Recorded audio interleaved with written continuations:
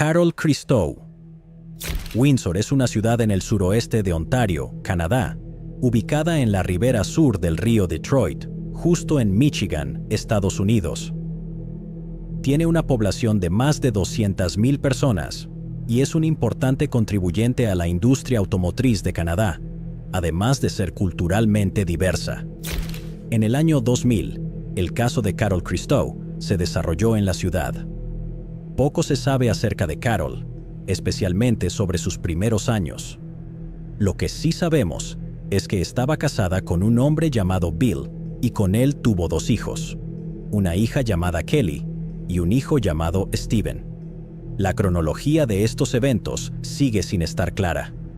En el año 2000, a la edad de 55 años, Carol vivía sola en una casa en la cuadra 500 de la calle Brock en Windsor con su perro. Tampoco está claro si Bill había fallecido o si él y Carol estaban separados en ese momento. Las personas que conocieron a ella durante este periodo la describieron como alguien con un corazón generoso. Kelly, una de los hijos de Carol, compartió: "A ella le encantaba ayudar a la gente. Si te amaba profundamente". La vida transcurría sin problemas hasta que la tragedia golpeó de repente. Carol fue vista con vida por última vez el 29 de septiembre del 2000 en el restaurante Hurricanes, justo en la calle Sandwich. Este lugar estaba a un corto paseo de su casa en la cuadra 500 de la calle Brock. En el restaurante cenó con amigos y con su hermana, cuyo nombre era Marlene Caput. Alrededor de las 11 de esa noche, habló con su hija Kelly por teléfono. Y las últimas palabras de Carol para su hija fueron típicamente amables y cariñosas. Según Kelly, su madre expresó: "Bueno, cariño, solo quiero decirte una vez más cuánto te amo". Al día siguiente, que fue el 30 de septiembre del 2000, Carol no respondió el teléfono. Esto fue un cambio inusual en su comportamiento y generó preocupación. Los vecinos también notaron la inusual ausencia de Carol paseando a su perro por la mañana. Perturbada por estas señales, Marlene se apresuró a ir a la casa de su hermana, solo para descubrir una realidad escalofriante. Nada más llegar, encontró a Carol muerta en el suelo del baño. Su cuerpo presentaba signos de múltiples heridas de arma blanca. Igualmente desgarrador fue el estado de su fiel perro, que también había sido apuñalado. Como loca, Marlene contactó de inmediato a la policía, que especuló que el perro podría haber sido apuñalado mientras defendía a Carol del atacante. Afortunadamente, el canino sobrevivió y, después de recuperarse, fue adoptado por Marlene y su esposo llamado Walt. En la escena del crimen, los investigadores del Departamento de Policía de Windsor descubrieron un cuchillo. Sin embargo, por razones desconocidas, la policía descartó la posibilidad de que fuera el arma homicida. Carol tenía un sistema de seguridad y, notablemente, no había indicios de entrada forzada, lo que llevó a las autoridades a sospechar que Carol podría haber conocido a su agresor. En su búsqueda de pistas, los investigadores recogieron muestras de sangre de la escena del crimen. Desafortunadamente, en el año 2000, la tecnología de ADN no había alcanzado un nivel de avance que pudiera ayudar a identificar al perpetrador. Pronto, el caso se enfrió como hielo y, a medida que la vida continuaba, la inquietante realidad persistió. El asesino de Carol permaneció sin identificar, envuelto en las sombras de un misterio sin resolver. Siguiendo los avances en la tecnología, la policía en 2017 volvió a enviar el ADN de la escena del crimen al Centro de Ciencias Forenses en Toronto. Sin embargo, un perfil completo de ADN no estaba disponible. El centro solo pudo extraer un perfil del lado paterno del asesino, específicamente del cromosoma Y, lo que indicaba que era ADN masculino. En junio de 2017, la policía recibió una carta crucial del centro que revelaba que el ADN estaba vinculado a un hombre llamado Robert Lotosky. Este descubrimiento impulsó una nueva tarea: eliminar a otros miembros masculinos del árbol genealógico de los Lotosky para confirmar su participación. Después de descartar otras posibilidades, los investigadores concluyeron que Robert era efectivamente el perpetrador. Tras una investigación exhaustiva, se supo que Robert era un desempleado de 48 años en el momento del asesinato de Carol. Curiosamente, Carol conocía a Lotosky a través del vecindario. Según Kelly, su madre había conocido al tipo a través de un novio cuya identidad sigue siendo desconocida y que había fallecido unos meses antes de la trágica muerte de Carol. Las descripciones de las personas que conocían a Lotosky en ese momento pintaban un cuadro preocupante, retratándolo como una persona agresiva y violenta. En el transcurso de su investigación, la policía descubrió detalles adicionales sobre los antecedentes de Lotosky. Originalmente de Toronto, Lotosky había pasado una cantidad considerable de tiempo en Quebec, donde terminó en prisión por delitos violentos, incluyendo robo e intento de asesinato. Después de ser liberado bajo libertad condicional a finales de la década de 1990, Lotosky se trasladó a Windsor. Aunque realizaba trabajos ocasionales, se sustentaba principalmente a través de un acuerdo financiero, cuyos detalles permanecen sin divulgarse. Tras el trágico asesinato de Carol, Lotosky continuó residiendo en Windsor hasta su muerte. El 11 de abril de 2012, Lotosky había fallecido en Windsor, cerrando un capítulo sobre los perturbadores eventos asociados con su presencia en la comunidad.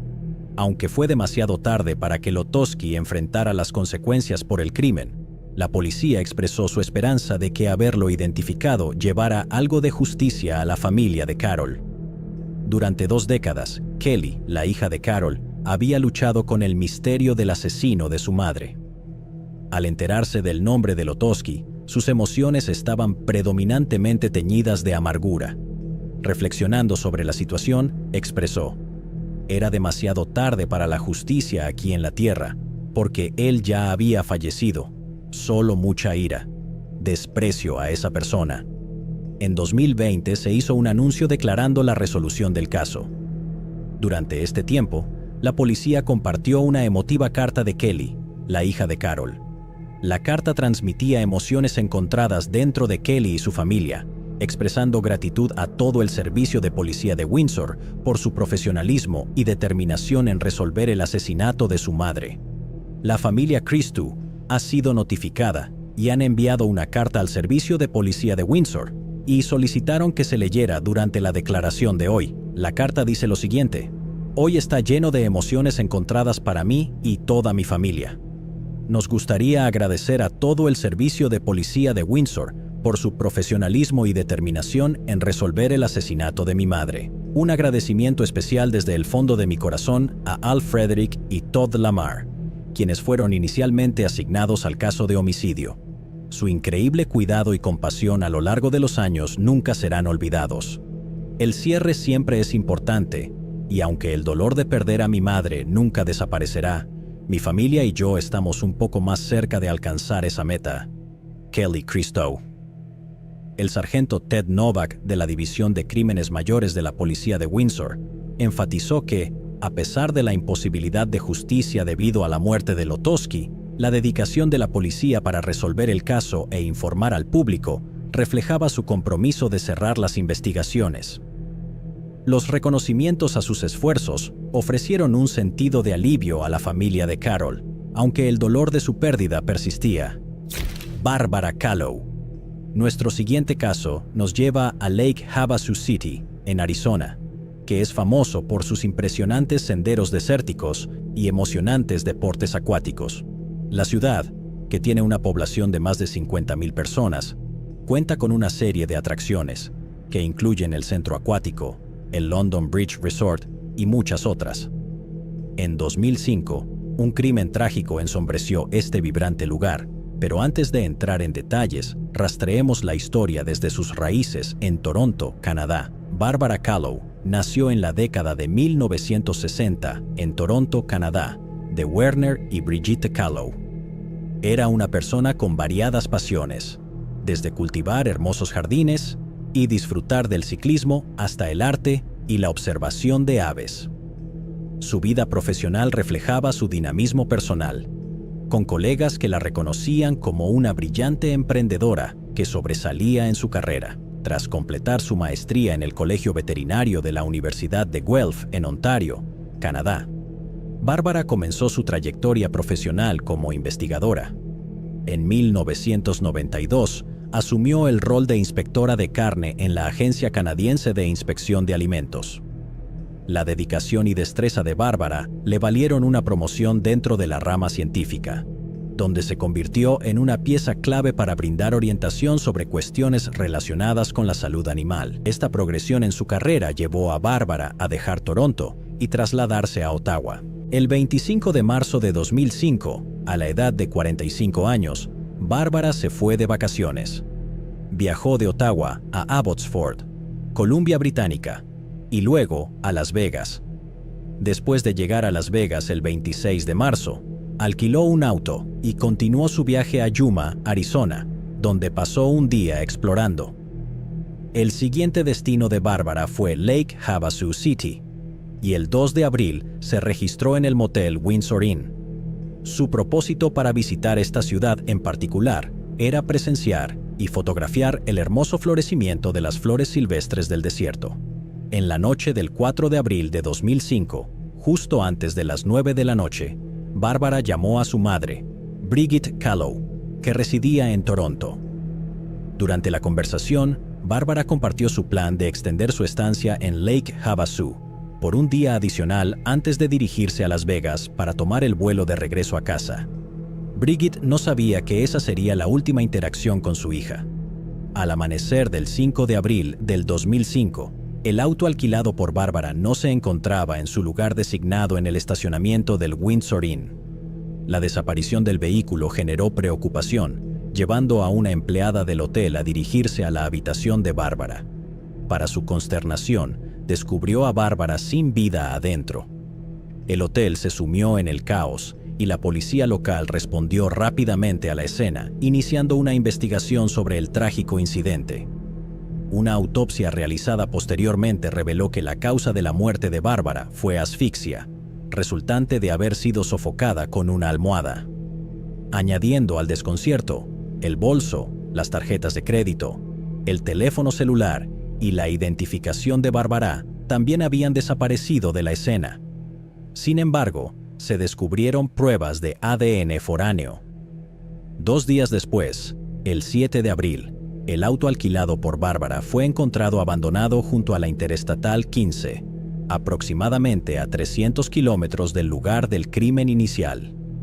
Durante ese periodo, el teniente de policía de Lake Havasu, Joe Archie, especuló que Bárbara podría haberse encontrado con alguien intentando robar su auto alquilado. Los testigos informaron que la ventana del conductor del auto había quedado parcialmente abierta la noche anterior al descubrimiento del cuerpo de Bárbara. Archie también sugirió que era posible que ella hubiera conocido a su agresor. A pesar de todas estas pistas, la investigación no produjo avances y el caso pronto quedó sin resolver. No fue hasta 2018 que la Unidad de Investigación Criminal y el equipo de casos sin resolver de la policía de Lake Havasu decidieron reabrir el caso y comprometerse a una reexaminación exhaustiva. Durante este esfuerzo renovado, se realizaron pruebas de ADN recuperadas en la escena del crimen, específicamente de debajo de las uñas de Bárbara. Los resultados señalaron de manera concluyente a un individuo de 60 años llamado Stacy Childs, residente de Santa Cruz, California.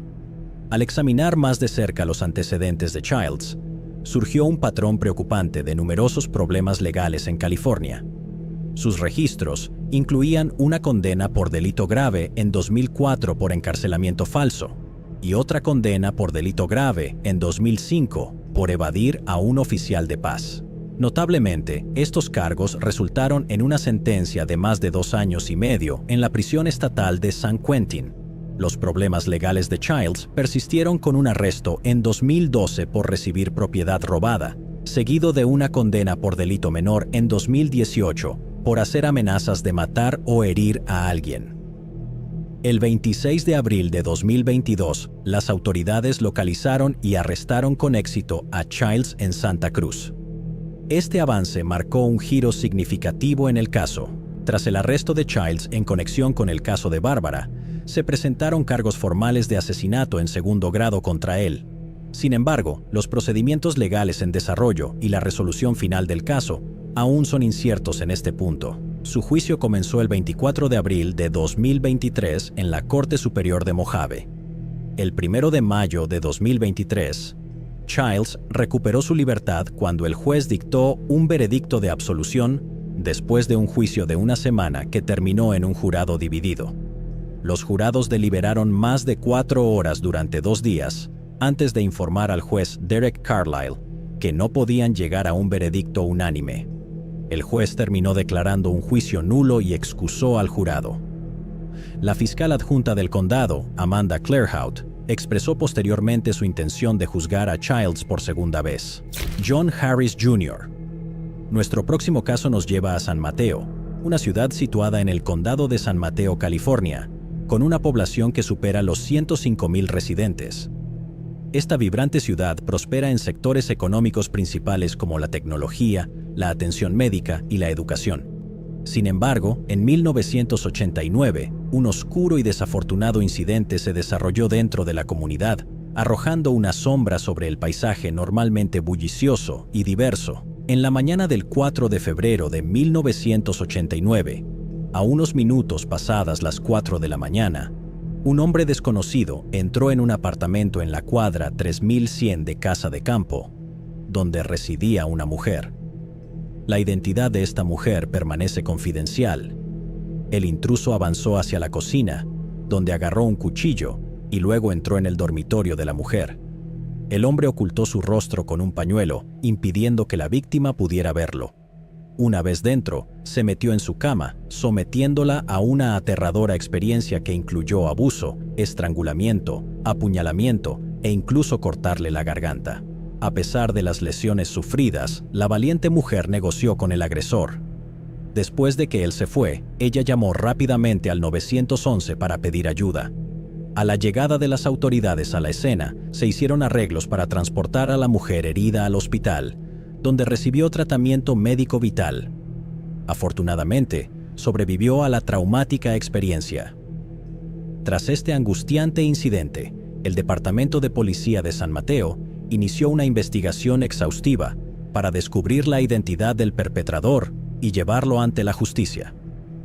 Aunque pudieron recuperar pruebas de ADN de la escena del crimen, la tecnología disponible en ese momento resultó insuficiente para su análisis. No obstante, el ADN preservado se mantuvo como una pieza crucial de evidencia, esperando futuros avances tecnológicos para potencialmente desentrañar el misterio que rodea a este crimen. A pesar de llevar a cabo una investigación exhaustiva que involucró entrevistas a numerosas personas, la policía enfrentó desafíos sustanciales para identificar a la persona responsable del incidente. Los investigadores de San Mateo identificaron inicialmente a posibles sospechosos, pero cada pista llegaba a un frustrante callejón sin salida. Todas las personas consideradas como sospechosas resultaron no tener conexión con el crimen.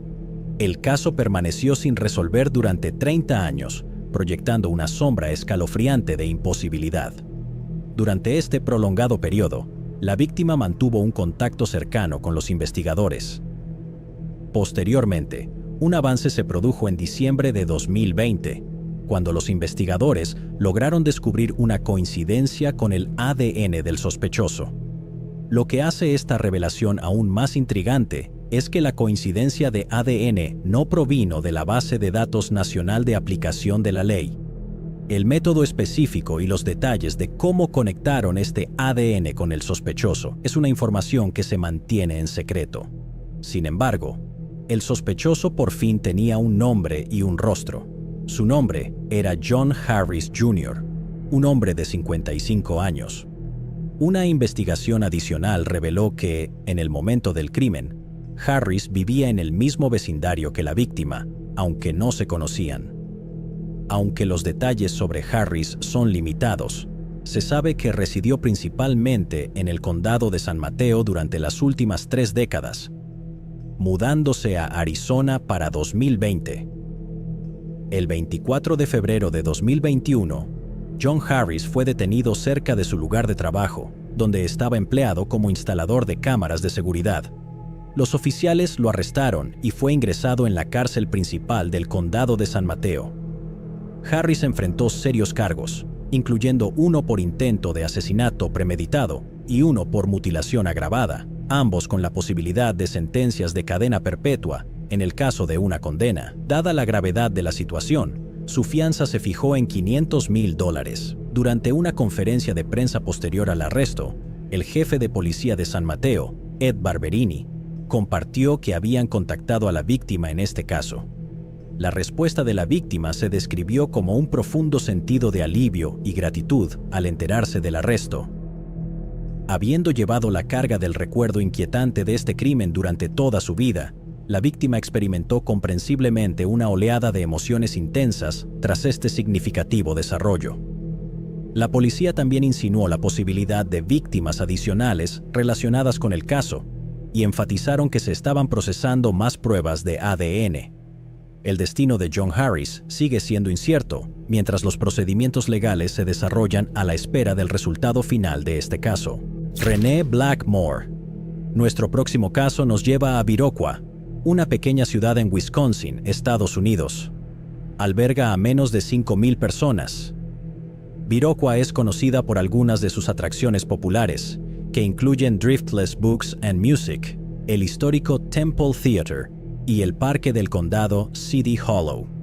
Fue en esta ciudad donde nació Renee Blackmore el 5 de mayo de 1962, hija de Frank Edward Blackmore y Donna Reitman. Aunque los detalles sobre la vida temprana de Renee son limitados, su madre Donna la describió como una joven decidida que valoraba la risa y disfrutaba de momentos divertidos con amigos. Renee tenía un profundo amor por el aire libre, participando a menudo en actividades como senderismo, campamento, caza y observación de estrellas bajo el cielo nocturno. Su conexión con la naturaleza era una parte importante de su vida. A la temprana edad de 12 años, Renee enfrentó una tragedia cuando un amigo perdió la vida en un accidente causado por un conductor ebrio.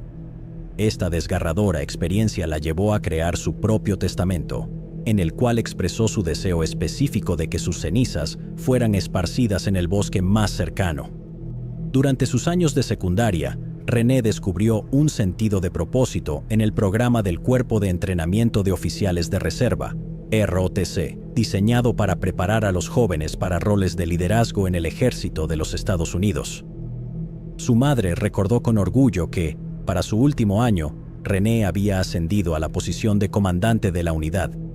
En 1982, a la joven edad de 20 años, Renee dio un paso significativo al unirse al ejército. Fue destinada en Fort Benning, Georgia, donde sirvió como médica en la 197ª Brigada de Infantería. La vida parecía dirigirse en una dirección positiva para ella, hasta que un giro inesperado de los acontecimientos alteró el curso de su viaje. La noche del 29 de abril de 1982, Renee salió de su cuartel montando una motocicleta que había pedido prestada, dirigiéndose hacia Columbus, Georgia. Nadie sabía que sería la última vez que la verían con vida. El día en que Renee desapareció tenía importancia por varias razones. Era el día antes de su día de pago, solo unos días antes de su promoción programada, y su comandante incluso tenía la intención de recomendarla para entrenamiento adicional, lo que habría allanado el camino para su ingreso en la academia militar. Sin embargo, cuando Renee no regresó como se esperaba, se encendieron las alarmas, lo que provocó una investigación oficial sobre las misteriosas circunstancias que rodeaban su desaparición. El 3 de mayo de 1982, 4 días después de la desaparición de Renee, el amigo que le había prestado la motocicleta y el casco notó algo extraño. El amigo vio a 2 soldados usando el casco en una calle que salía del puesto militar hacia Columbus, Georgia. Preocupado, el amigo actuó y consiguió que un oficial de policía detuviera a los 2 individuos. Ambos soldados fueron interrogados por la policía militar en Fort Benning ese día y el siguiente. Fueron liberados después de afirmar que habían comprado el casco en una sala de videojuegos ubicada en una zona de alta criminalidad de Columbus, Georgia. Cuando se entrevistó a las personas que manejaban la sala de videojuegos, no pudieron proporcionar detalles de la persona que les había vendido el casco. El incidente dejó incertidumbres persistentes y añadió complejidad a la misteriosa desaparición de René. La investigación continuó en busca de pistas que llevaran claridad a las circunstancias enigmáticas que rodeaban sus últimos movimientos conocidos. El 28 de junio de 1982, exactamente 2 meses después de la desaparición de René, sus restos fueron trágicamente encontrados cerca de un camino de tala, a varios kilómetros al sur del condado de Chattahoochee, en Georgia. Un examen exhaustivo por parte de los investigadores reveló la desgarradora verdad. Había sido asesinada. Alguien le había disparado con una escopeta. Tras el devastador descubrimiento, se desarrolló una investigación extensa con la División de Investigación Criminal del Ejército de los Estados Unidos y la Oficina de Investigación de Georgia, colaborando para armar el rompecabezas de cómo René perdió la vida. A pesar de sus esfuerzos concertados, el caso se enfrió como nieve, dejando numerosas preguntas sin respuestas. La comunidad y los seres queridos de René quedaron lidiando con el misterio sin resolver durante mucho tiempo, atormentados por la tragedia que se había desarrollado en su entorno. A finales de 2020, casi 4 décadas después del incidente, Vic Reynolds, el director de la Oficina de Investigación de Georgia, inició una unidad de casos sin resolver, compuesta por investigadores jubilados de la oficina. Su objetivo principal era reexaminar el caso no resuelto de René. Rápidamente identificaron a un sospechoso y establecieron una conexión entre ese individuo y el trágico tiroteo. Este sospechoso resultó ser Marcellus McCluster, de 64 años. Desafortunadamente, las autoridades no divulgaron la evidencia específica que los llevó a McCluster. En el momento en que McCluster se convirtió en el foco de su investigación, ya estaba cumpliendo una cadena perpetua como preso, habiendo sido condenado por un asesinato no relacionado en 1983 en el condado de Stewart. Sin embargo, a pesar de su sentencia existente, enfrentó cargos en marzo de 2022, que incluían un cargo de asesinato con malicia y 4 cargos de asesinato en primer grado relacionados con el caso de René. Marcellus McCluster fue identificado originalmente como sospechoso en la muerte de Blackmore, pero el caso se enfrió. Ahora, 40 años después, ha sido acusado de su asesinato.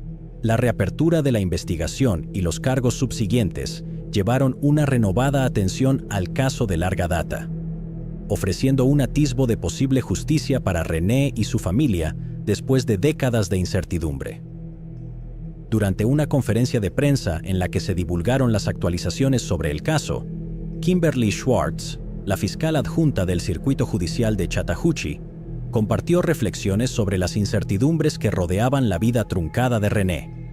Enfatizó la profunda pérdida, expresando la realidad conmovedora de que solo podían imaginar la vida que René podría haber tenido, el amor que podría haber experimentado, las relaciones que podría haber construido y los sueños que podría haber realizado. Además, habló sobre la malevolencia exhibida en este caso, enfatizando que no tenía fecha de caducidad. No hay un plazo de prescripción para el asesinato, y eso se debe a que, de todos los crímenes en todos los libros, este es el único que priva a la víctima del derecho más fundamental que todos tenemos, que es el derecho a vivir el resto de nuestras vidas. No sabemos cómo habría sido la vida de René Blackmore. Sabemos que no llegó a celebrar su 21º cumpleaños. No sabemos a quién podría haber amado, qué relaciones podría haber construido, qué sueños podría haber realizado. Todas esas cosas se extinguieron con un disparo de una escopeta barata a unos 3 kilómetros en el medio de la nada, en el condado de Chattahoochee, hace 40 años. No hay fecha de caducidad para ese tipo de maldad, y no hay un punto en el tiempo en el que ese crimen sea demasiado viejo para llevar al perpetrador ante la justicia, siempre que exista la evidencia. Y debido al muy buen trabajo de las personas que están aquí hoy, así como de muchos otros que vinieron antes que ellos, sentimos que tenemos esa evidencia. El gran jurado del condado de Chattahoochee estuvo de acuerdo con esa proposición la semana pasada, y esperamos presentar esa evidencia en la corte a finales de este año. En una declaración separada, La madre de René expresó su gratitud a la unidad de casos sin resolver por la incansable búsqueda de justicia en el caso de su hija. Reconoció que, aunque nada podría devolver a René, encontró consuelo en el hecho de que estas personas se preocuparon lo suficiente como para buscar diligentemente la verdad. El 25 de abril de 2022, McCluster compareció en el Tribunal del Condado de Chattahoochee. Durante la breve audiencia, que duró menos de 10 minutos, McCluster no presentó declaración alguna. El resultado del caso de McCluster sigue siendo incierto y no divulgado en este momento. Lucille Hultgren. Nuestro próximo caso nos lleva a Galt, una ciudad en el condado de Sacramento, California. Galt ofrece a sus residentes un entorno suburbano tranquilo, y la mayoría de las personas allí poseen sus propios hogares. Fue en esta ciudad donde se desarrolló la historia de Lucille Hultgren. Lucille nació el 20 de mayo de 1909. Aunque los detalles sobre la vida temprana de Lucille son escasos, se sabe que ella conoció a Frank Hultgren y se casaron en algún momento durante su juventud. La pareja crió a 2 hijos, Frank y Henry. También se sabe que ella y su esposo Frank se mudaron de Ohio a Galt en 1968. Lucille y Frank eran reconocidos por su amabilidad y amor. Trataban a los niños del vecindario como si fueran sus propios nietos. Sean Jacobs, un antiguo vecino, compartió con cariño que los Hultgren tenían una naturaleza acogedora y de buen corazón. Recordando los veranos, Sean mencionó que lo invitaban a su casa, donde le ofrecían galletas y limonada. Enfatizó que Lucille nunca hablaba con dureza y dejó una impresión positiva y duradera en quienes la conocieron. Según quienes conocían a Lucille, llevaba una vida simple y humilde y estaba profundamente comprometida con su familia y con la primera iglesia metodista de Galt, su lugar de culto. Vecinos la consideraban una típica abuela que a menudo se dedicaba a la jardinería durante largos periodos. Sin embargo, un cambio significativo ocurrió en noviembre de 1985 cuando su esposo Frank fue ingresado en un hogar de ancianos, lo que dejó a Lucille viviendo sola con sus gatos. Trágicamente, casi 2 años después, en octubre de 1987, Frank falleció tras perder la batalla contra el Alzheimer, una pérdida que repercutió en toda la familia. A pesar de los desafíos, Lucille perseveró navegando la vida por su cuenta en los meses siguientes. Sin embargo, el destino tenía otra tragedia reservada. El viernes 20 de mayo de 1988, Lucille celebró alegremente su 79º cumpleaños, sin saber que sería el último. El domingo siguiente, su ausencia en la iglesia, donde asistía regularmente, generó preocupación entre los miembros de la congregación. El lunes 23 de mayo, 2 amigos de Lucille decidieron verificar su bienestar y la visitaron después del servicio religioso. Al entrar por una puerta corrediza de vidrio parcialmente abierta, quedaron profundamente impactados al descubrir el cuerpo sin vida de Lucille en su dormitorio. La anciana había sido víctima de un crimen grave. Fue apuñalada, agredida y estrangulada hasta la muerte. Alarmados por este macabro hallazgo, los amigos se apresuraron a informar a la policía de Galt sobre la escena aterradora que habían encontrado. Los policías respondieron rápidamente e iniciaron una investigación sobre este angustiante incidente, enfrentando ahora la inquietante realidad de un crimen atroz que había arrebatado la vida de un miembro querido de la comunidad. Al llegar a la escena, los oficiales notaron heridas visibles en el pecho de Lucille. Además, su cuerpo ya había comenzado a descomponerse, indicando que había pasado algún tiempo desde su fallecimiento. Extrañamente, no parecía faltar nada en su pequeña casa de una habitación, lo que llevó a los investigadores a descartar el robo como motivo. Los resultados de la autopsia revelaron que Lucille había sucumbido a 2 heridas fatales en el pecho. Precisar el momento exacto de su muerte fue un desafío inicial. Al principio, los detectives creían que había muerto hacía aproximadamente una semana, basándose en el grado de descomposición. Sin embargo, amigos aclararon que habían visto o hablado con Lucille solo 3 días antes de que se descubriera su cuerpo. El crimen impactante dejó a los vecinos de Lucille profundamente preocupados. En respuesta, tomaron medidas para reforzar su seguridad, como cerrar con llave puertas y ventanas por la noche e implementar medidas adicionales para proteger a sus familias. Varias agencias colaboraron en la investigación, liderada por la policía de Galt. Se identificaron e interrogaron numerosos testigos, desde vecinos y miembros de la familia hasta conocidos de la iglesia, e incluso una empresa responsable de instalar una caseta de herramientas en la casa de Lucille. La oficina del sheriff del condado de Sacramento jugó un papel crucial al reunir una cantidad sustancial de pruebas en la escena. Agentes del Departamento de Justicia de California recolectaron huellas dactilares y muestras de uñas del cuerpo de Lucille, las cuales fueron cuidadosamente preservadas para pruebas futuras potenciales. A pesar de estos esfuerzos extensos y colaborativos, la policía de Galt enfrentó desafíos para identificar definitivamente a un sospechoso. Con el tiempo, las pistas se enfriaron y el caso quedó sin resolver, dejando a la comunidad con preguntas persistentes y una sensación de incertidumbre. Posteriormente, el caso se enfrió como hielo. Resultó que los investigadores habían adquirido las pruebas cruciales necesarias para resolver el caso, pero tomaría más de 30 años para que la tecnología avanzara lo suficiente e hiciera esto posible. El paso del tiempo agregó una capa adicional de complejidad al misterio, manteniendo a la comunidad en suspenso hasta que ocurrió el avance. En enero de 2022, el Laboratorio de Crímenes del Condado revisó la evidencia de ADN preservada durante más de 3 décadas, y el avance crucial vino de las muestras de uñas. Este material genético previamente almacenado resultó ser clave para desentrañar el misterio de larga data. Al ingresar el perfil de ADN extraído de las muestras de uñas en la base de datos, encontraron una coincidencia con un individuo llamado Terry Leroy Bramble.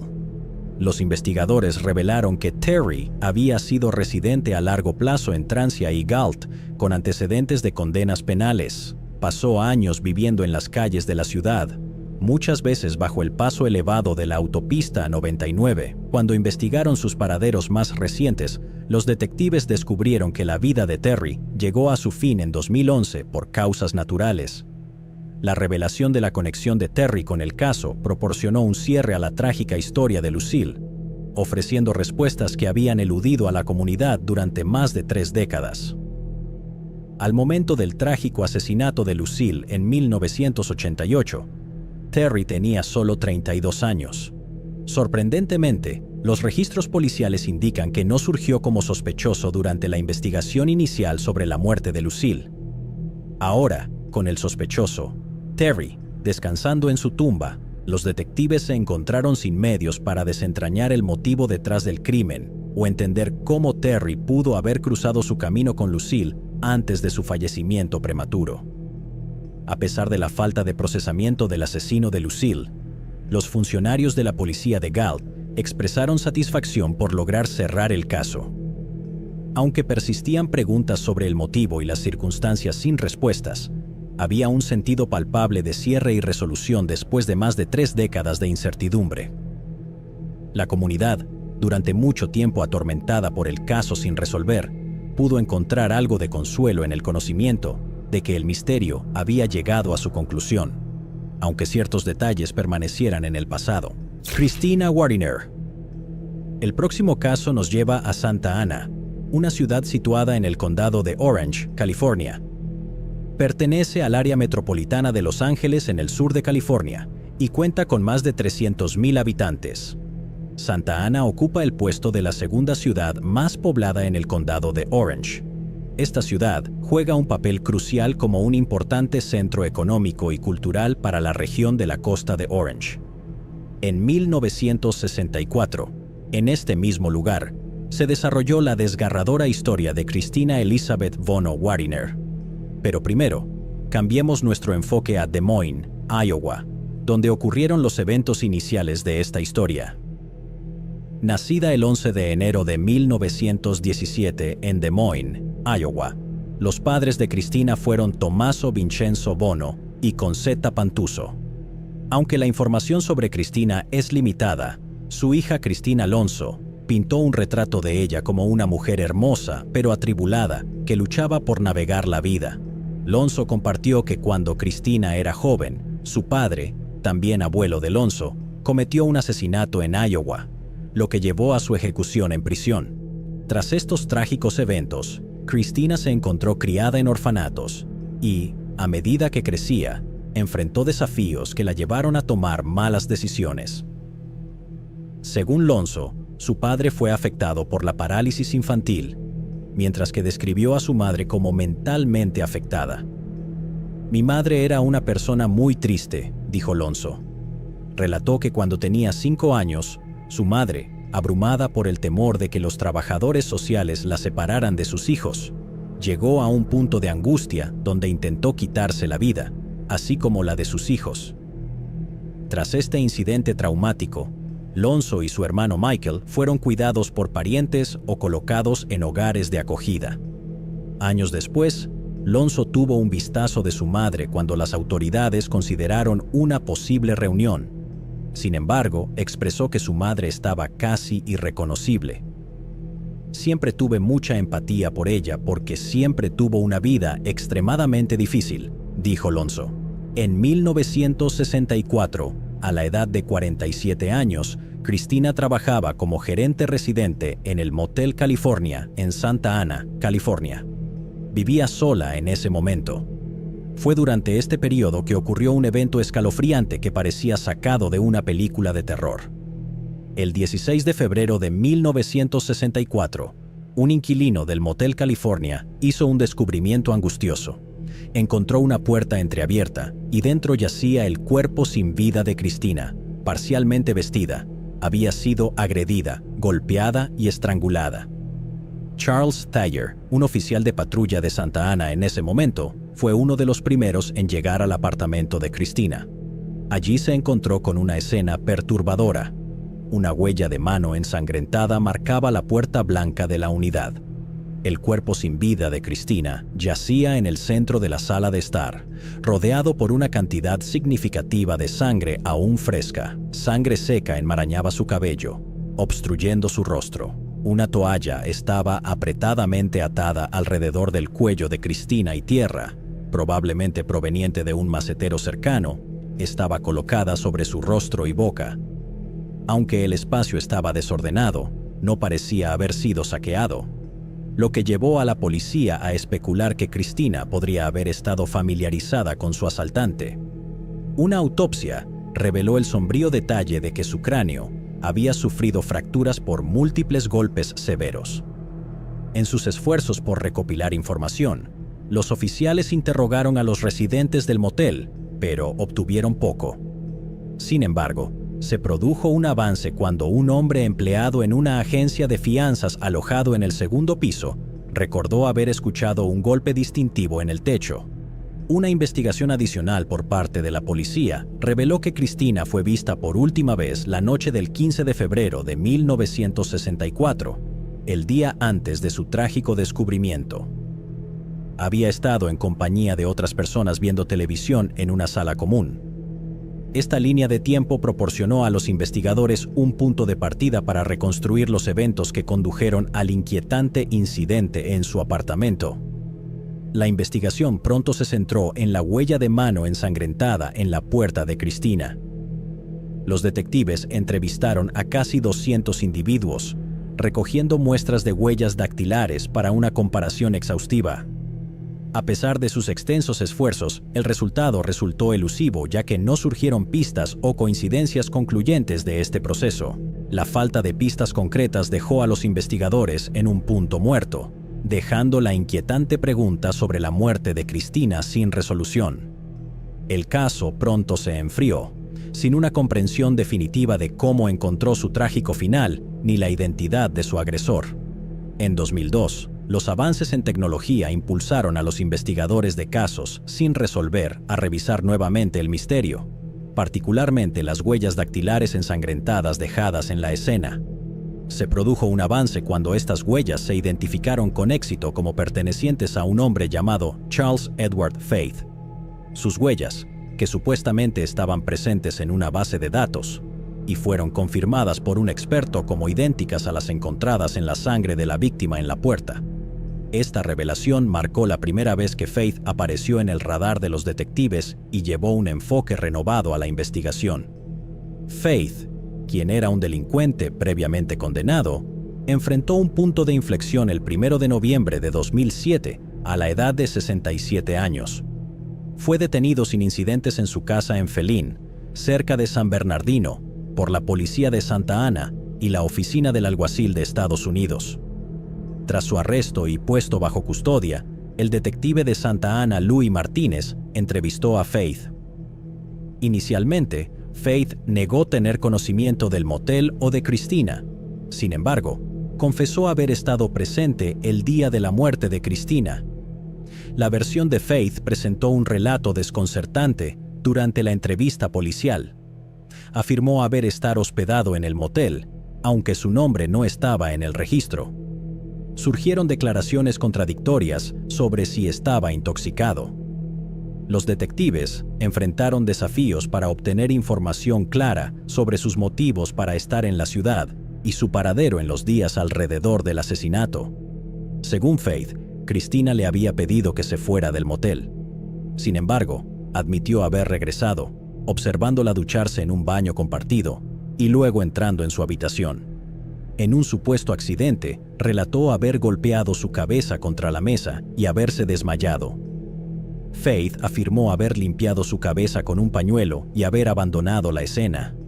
Intrigantemente, mencionó tener una personalidad dividida o un compañero invisible llamado Doug McGrath. A pesar de estos detalles peculiares, Faith negó consistentemente cualquier implicación en la muerte de Cristina durante la entrevista. Durante su comparecencia en el tribunal, Faith se declaró no culpable de los cargos. No hay mucha información sobre la vida de Faith en los registros públicos, pero los registros nos dicen que su salud se deterioró rápidamente después de su arresto en 2007. Para 2009, su capacidad mental fue cuestionada por un abogado defensor, lo que llevó a la determinación de que no estaba mentalmente apto para ser juzgado. Esto añadió una nueva capa de complejidad a los procedimientos legales, ya que la salud mental de Faith se convirtió en un punto focal de preocupación. Después de ser enviado inicialmente al Hospital Estatal de Patton y luego al Hospital Estatal de Napa para tratamiento, Faith regresó al sistema de cárceles del condado de Orange 3 años después, en 2012. Aunque los oficiales del hospital creían que estaba apto para ser juzgado, tanto un juez del condado de Orange como el consejo legal de Faith discreparon. Determinaron que Faith, quien fue diagnosticado con demencia vascular con estado de ánimo deprimido, estaba mentalmente trastornado. Un informe de 2015 de un investigador de tutela del condado de Orange arrojó luz sobre la condición de Faith. Mencionó que era conocido por cantar para sí mismo y, en ocasiones, cacarear como un gallo. Además, el informe reveló que Faith había sufrido un derrame cerebral mientras estaba bajo custodia, dejándolo con severas limitaciones físicas, incluida la incapacidad de ponerse de pie por sí mismo. En 2016, tanto la oficina del fiscal de distrito como el abogado de Faith llegaron a un consenso de que él requería atención médica a largo plazo. Sin embargo, esta decisión enfrentó obstáculos debido a los cargos criminales en curso contra él. Los abogados de ambas partes reconocieron la disminuida conciencia de Faith sobre su entorno. Su abogado señaló su condición como demencia extrema, acompañada de una miríada de problemas médicos complicados. Desafortunadamente, los registros judiciales no especificaron la instalación exacta a la que Faith fue trasladado para la atención médica a largo plazo. En febrero de 2018, el caso llegó a una conclusión silenciosa con el fallecimiento de Faith. La causa de su muerte sigue sin estar clara. La hija de Cristina Alonso, recibió la noticia de que nunca habría un juicio debido al fallecimiento de Faith. La muerte de Faith provocó una mezcla compleja de emociones en ella: alivio, enojo y preguntas persistentes.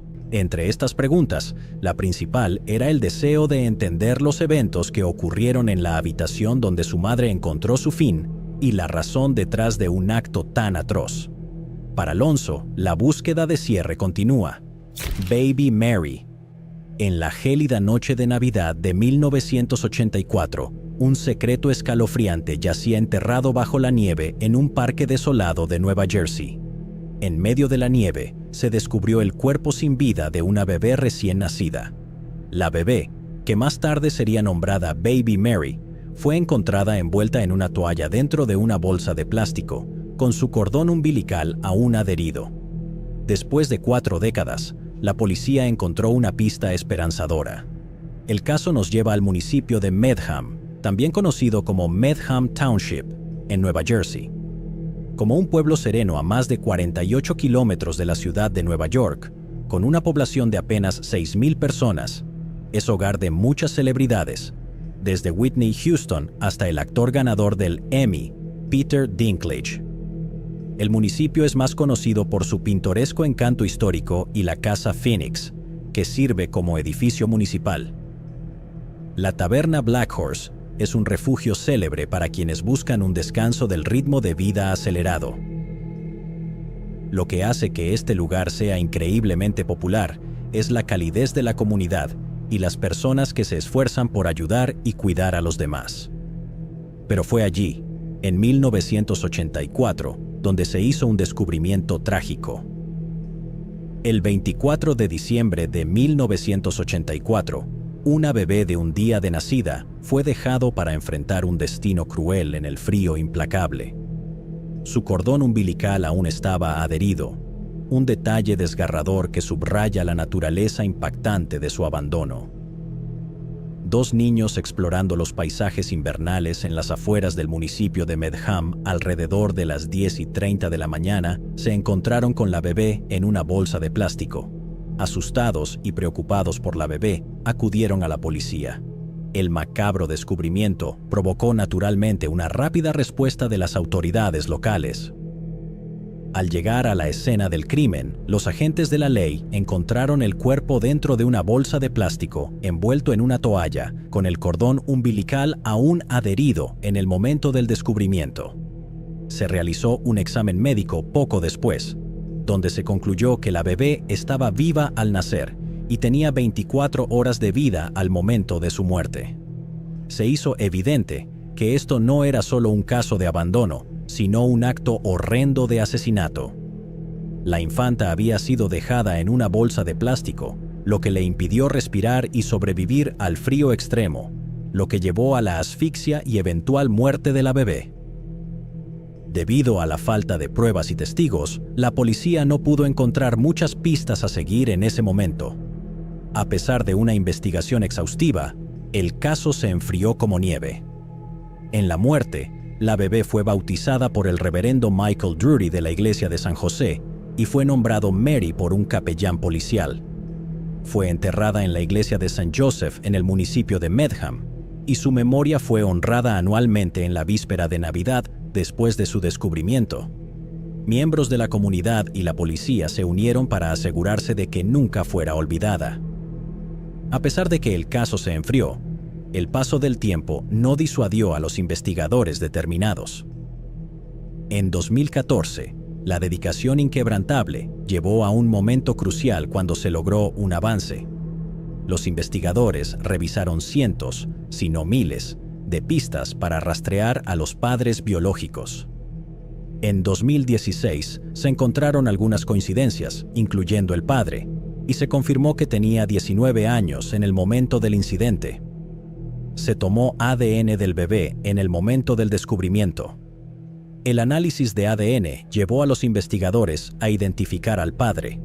Después de seguir literalmente cientos, si no miles, de pistas, se identificó a la madre. Tanto el padre como la madre fueron verificados mediante ADN como los padres biológicos. Sin embargo, el padre ya había muerto en 2009 antes de que los investigadores pudieran localizarlo, según declaró Robert Carroll del Departamento del Condado de Morris. También dijo que el padre no tenía información y no estaba al tanto del nacimiento o la muerte de la bebé. Esta revelación trascendental fue un punto de inflexión en el caso, ya que los acercó a descubrir la verdad detrás de los trágicos eventos. Con el avance, la identidad de la madre de Baby Mary emergió de las sombras. En 2023, gracias a las pruebas de ADN y la cooperación policial en diferentes estados, incluyendo el condado de Morris, Nueva Jersey y Carolina del Sur, la madre de Baby Mary fue identificada y tenía solo 17 años en el momento del crimen. Sin embargo, sus motivos para cometer un acto tan atroz permanecen desconocidos. Las autoridades han optado por no revelar su nombre debido a su estatus de menor en el momento del crimen. Se presentó una denuncia de delincuencia juvenil contra la madre biológica de Baby Mary. Ha sido acusada de un cargo de homicidio involuntario. Después de casi 4 décadas, la justicia por fin comenzó a tomar impulso. La madre, que tenía solo 17 años en ese momento, fue detenida en Carolina del Sur el 24 de abril de 2023. En septiembre de 2023, fue acusada de un cargo de homicidio involuntario en una denuncia de delincuencia juvenil. Como no era adulta en ese momento, no se contará como un delito de segundo grado. Su identidad no ha sido revelada, ya que ha sido acusada como menor de edad. Aunque no está bajo custodia, ahora está siendo estrechamente monitoreada y su destino ahora yace en manos del sistema judicial. La historia toma un giro significativo al entrar en el ámbito del sistema legal. Baby Mary, que permaneció sin nombre durante tanto tiempo, ahora es el centro de un caso que no es menos que un ajuste de cuentas histórico. Mientras el caso avanza, aún quedan preguntas. ¿Qué pudo haber llevado a alguien a cometer un acto tan desgarrador, especialmente en un día destinado al amor y la familia? Las respuestas pueden no ser verdaderamente satisfactorias. Es completamente triste. Todo fue triste y sigue siendo triste. ¿Cómo se logra cerrar ese capítulo? Pero con esta denuncia de delincuencia juvenil, la justicia se está sirviendo lenta, pero seguramente para Baby Mary. En el momento del abandono y trágico destino de Baby Mary, Nueva Jersey carecía de una ley de refugio seguro que le hubiera permitido a su madre entregarla de manera anónima en un hospital, estación de policía o estación de bomberos. Esto podría haber prevenido el abandono y eventual muerte de Baby Mary. La Ley de Protección de Refugio Seguro para Bebés, que permite tales entregas, entró en vigor en el estado de Nueva Jersey en el año 2000. Esta legislación es un recordatorio de que hay ayuda disponible para los jóvenes padres que enfrentan circunstancias difíciles. Los bebés de 30 días o menos, libres de abuso o negligencia, pueden ser aceptados sin hacer preguntas bajo esta ley. Lisa Fracassi. El 3 de noviembre de 1994, Lisa Fracassi, de 37 años, fue encontrada estrangulada en su propio apartamento después de no haber sido vista por varios días. La pasión por seguir una carrera en enfermería la había llevado a Hawái, también conocido como el estado Aloha. Intentando sobrevivir por su cuenta mientras continuaba con la escuela de enfermería, encontró un trabajo como bailarina exótica en el Exotic Paradise, un exclusivo club para caballeros en ese momento. Lisa residía en uno de los hoteles en la calle Nahua, Waikiki, conocido por ser un punto caliente para actividades criminales. Lo que siguió fue un asunto espantoso. Lisa fue encontrada muerta en su propio apartamento, después de numerosos intentos por contactarla, con innumerables llamadas pendientes y un letrero de "no molestar" en el pomo de su puerta. Honolulu es la principal puerta de entrada de Hawái al mundo. También es un importante centro para negocios, finanzas, hospitalidad y defensa militar en el estado. El clima tropical favorable de Honolulu, su rica belleza natural y sus extensas playas lo convierten en un destino global, popular para los turistas. Hawái podría estar en la lista de deseos para tus próximas vacaciones, pero en 1994 era uno de los lugares más peligrosos para visitar. La tasa nacional de criminalidad alcanzó su punto más alto en 1991, con aproximadamente 5.856 crímenes por cada 100.000 personas. El 73% de los residentes de Hawái viven en la ciudad y condado de Honolulu.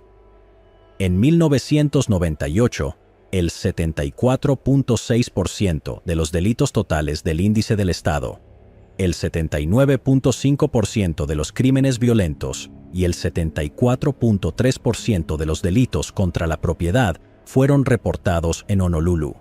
En 1998, la tasa de crímenes violentos continuó disminuyendo desde el máximo histórico de 1995, con una disminución del 10.9% desde 1997.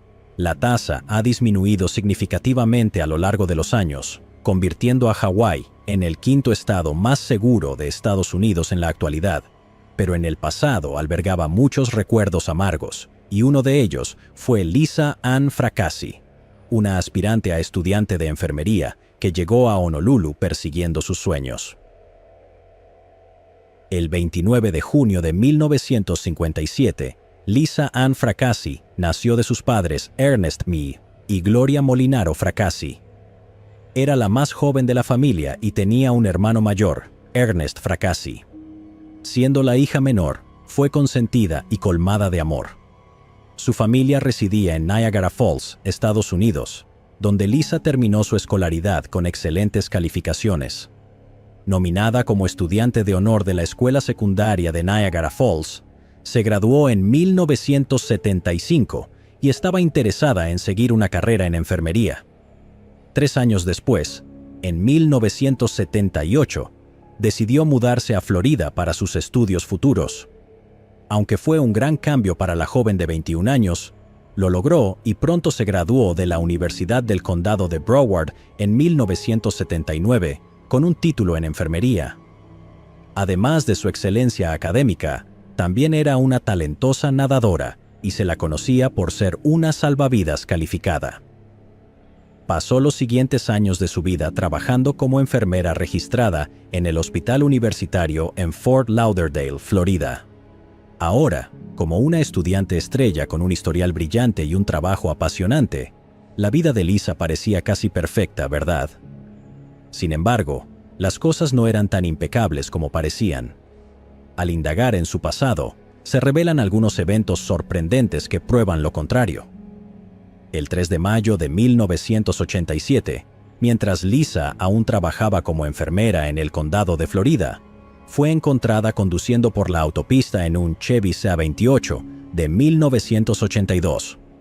Fue detenida en la autopista por el sargento Jimmy Terry y el cabo John Stanley del departamento del sheriff del condado de Sumter, ya que sus faros estaban inoperativos. Se descubrió que uno de sus faros estaba roto. Los oficiales procedieron a una inspección más a fondo y encontraron a Lisa en el asiento del conductor, con un hombre a su lado de unos 40 años. El hombre era Robert Lee Huff, cuya relación con Lisa aún es incierta.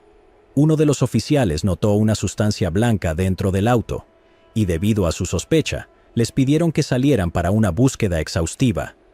La sustancia blanca resultó ser droga, específicamente cocaína, y los oficiales terminaron recuperando aproximadamente 1.2 kilos de esta sustancia ilegal, junto con 28 g de marihuana. Debemos tener en cuenta que, en esta época, el sur de Florida albergaba algunos de los carteles de drogas más grandes en acción, por lo que esto no fue sorprendente para los oficiales y los cargos fueron bastante graves. Ambos individuos fueron acusados de múltiples delitos graves, como posesión de sustancias ilegales, posesión con intención de vender sustancias ilegales, tráfico de una cantidad considerable de marihuana y, por último, cargos por posesión de marihuana. Además de estos, Lisa también recibió cargos por delitos graves debido a su licencia de conducir suspendida. La fianza contra ella se fijó en $500,000. Lo sorprendente es que toda la información detallada sobre este incidente fue borrada. El porqué exacto es desconocido, y no se puede encontrar ningún registro de esto hoy en día, pero podemos suponer que no cumplió ninguna condena, ya que se fue a Hawái apenas 3 años después. En 1990, Lisa partió en busca de un nuevo comienzo desde Florida a Honolulu, Hawái. Era casi como si quisiera empezar de nuevo, dejando su pasado atrás. Pero las cosas no resultaron a su favor, porque para practicar la enfermería en Hawái, primero debía aprobar un examen de licencia separado. Esto causó un gran problema para Lisa, ya que carecía de fondos. Intentó varios trabajos para mantenerse mientras cursaba la escuela de enfermería. Fue entonces cuando comenzó a trabajar como bailarina exótica en Pure Platinum, en el 2301 de la avenida Kuhio, en Waikiki. Durante este tiempo, era conocido como un club para caballeros dirigido por Conrad Maddox y era copropiedad de David Shutter. David Shutter también tenía un historial de involucramiento con el crimen organizado en muchos clubes. Durante su estancia en el club, Lisa conoció a Renee Jensen, la maquilladora asignada para las chicas.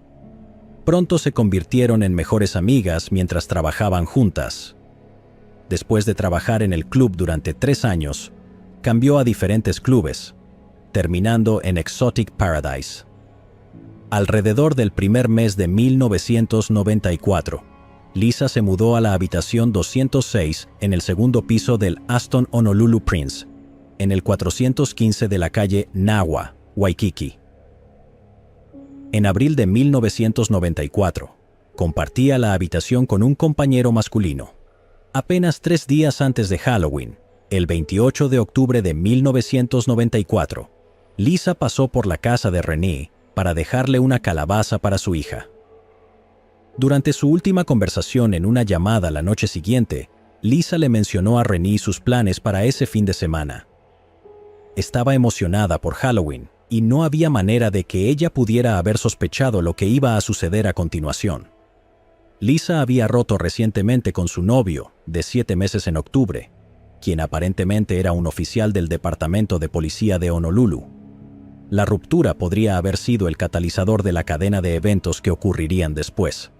Lisa dejó de presentarse al trabajo el 29 de octubre de 1994.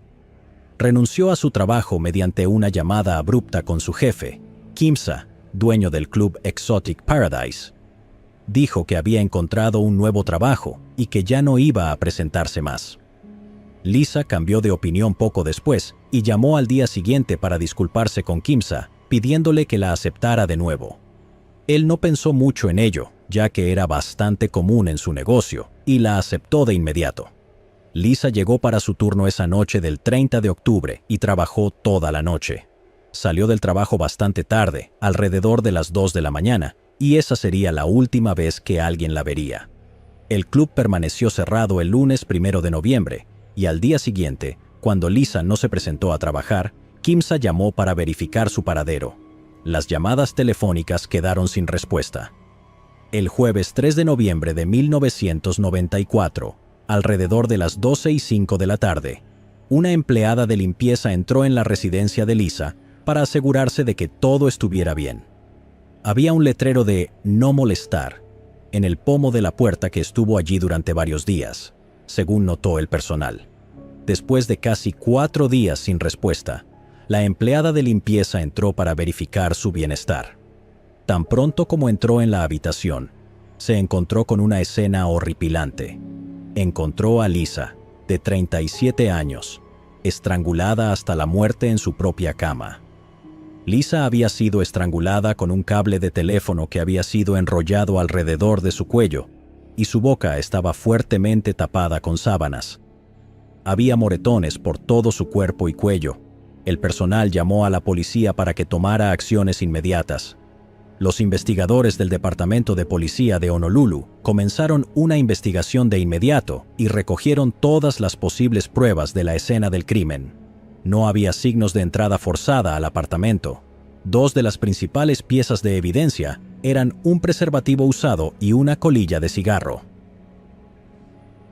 La falta de desarrollo en la ciencia forense en ese momento les impidió rastrear las muestras de ADN en ambos elementos.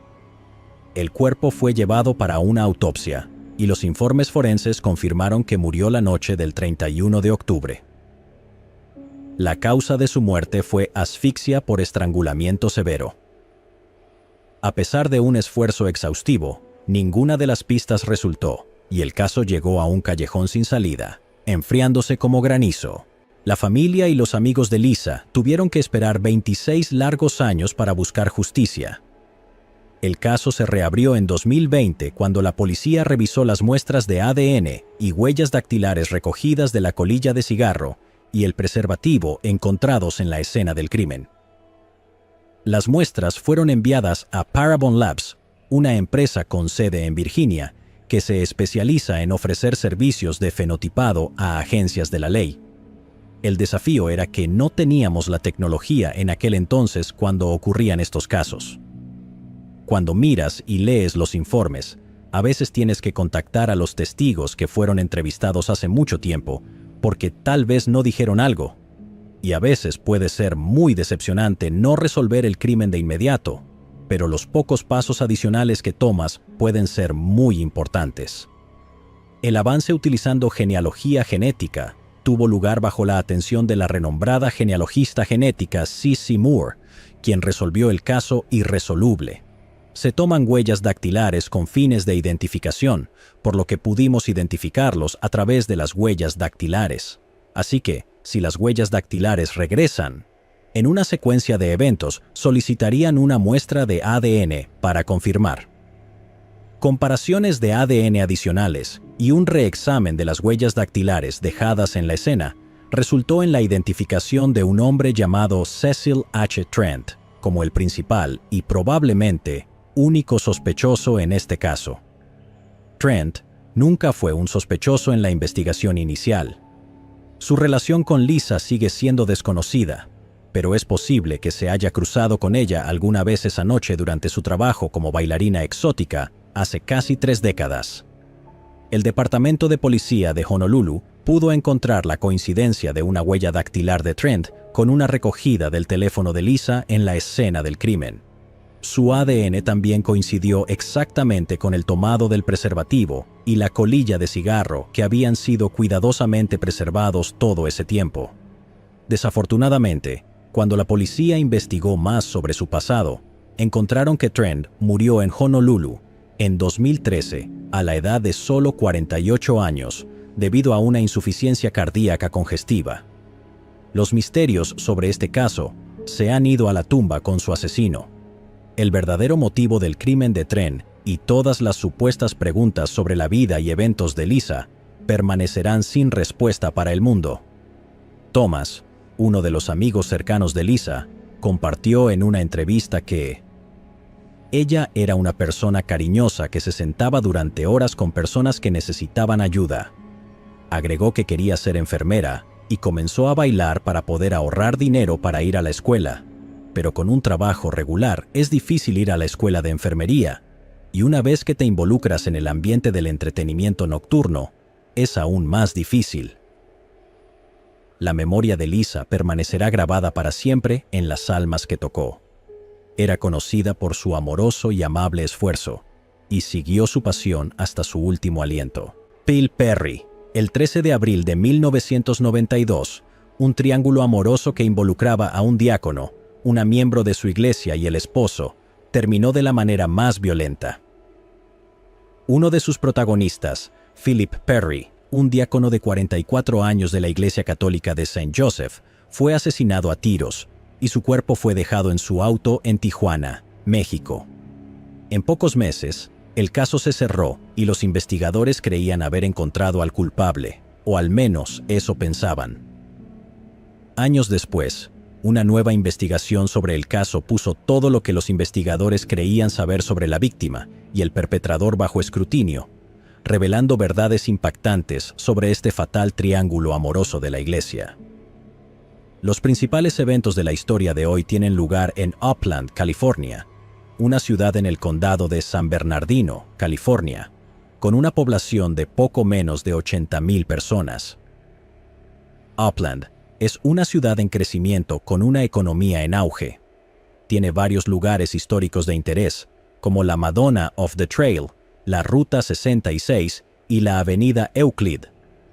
Upland tiene un ingreso promedio de $91,800 significativamente más alto que el ingreso medio en los Estados Unidos, y una tasa de criminalidad violenta de 4.54 por 1,000 residentes, lo que hace que la ciudad sea más segura que el 12% de las ciudades de Estados Unidos. Para un hombre de familia y diácono como Phil Perry, Upland era un lugar ideal para establecerse y criar una familia. En 1992, Philip Perry, de 44 años, era padre de 4 hijos y diácono en la Iglesia Católica de St. Joseph, en Upland, California. Estaba casado con Christine Perry, quien también era la madre de sus hijos. Philip, conocido por sus amigos y familiares como Phil, era un hombre amigable y compasivo, amado por sus vecinos y miembros de la iglesia. En 1991, Phil conoció a Lisa Bragg, una mujer hermosa que había comenzado a tomar clases en la iglesia. Lisa le pidió consejo a Phil sobre algunos problemas matrimoniales que estaba teniendo con su esposo Carl Bragg. Estas sesiones de consejería pronto se convirtieron en reuniones amistosas donde Phil y Lisa lo discutían todo. Para octubre de 1991, la relación de Phil y Lisa se había convertido en un romance que se fortalecía cada vez más. Para enero de 1992, Phil y Lisa se reunían regularmente en hoteles, dejándose mensajes codificados en las páginas y enviándose cartas de amor. A principios de abril de 1992, Christine Perry, la esposa de Phil, se enteró del romance de su esposo con la miembro de la iglesia. Pero en lugar de disculparse y actuar avergonzado como Christine esperaba, Phil le pidió el divorcio en marzo de 1992. Carl Bragg se enteró del romance al leer el diario de Lisa y las cartas de amor que Lisa a menudo recibía del diácono. Carl se sintió traicionado y herido por esto, así que decidió discutir el asunto con un familiar suyo llamado Sandrich. Durante la discusión, Phil le dijo a Sandrich que, si necesitaba, tenía personas que podrían ocuparse de Phil, pero Carl no se detuvo ahí. Empleó a algunos de sus asociados para seguir a Lisa y Phil y monitorear el uso de sus buzones de correos y el beeper. Sandrich se enteró de las acciones de Carl y se sintió perturbado. Le contó a un sacerdote de la Iglesia Católica de St. Joseph sobre el romance entre Phil y Lisa. En febrero de 1992, la madre de Carl le dio al sacerdote parroquial una de las cartas que Phil le había enviado a Lisa.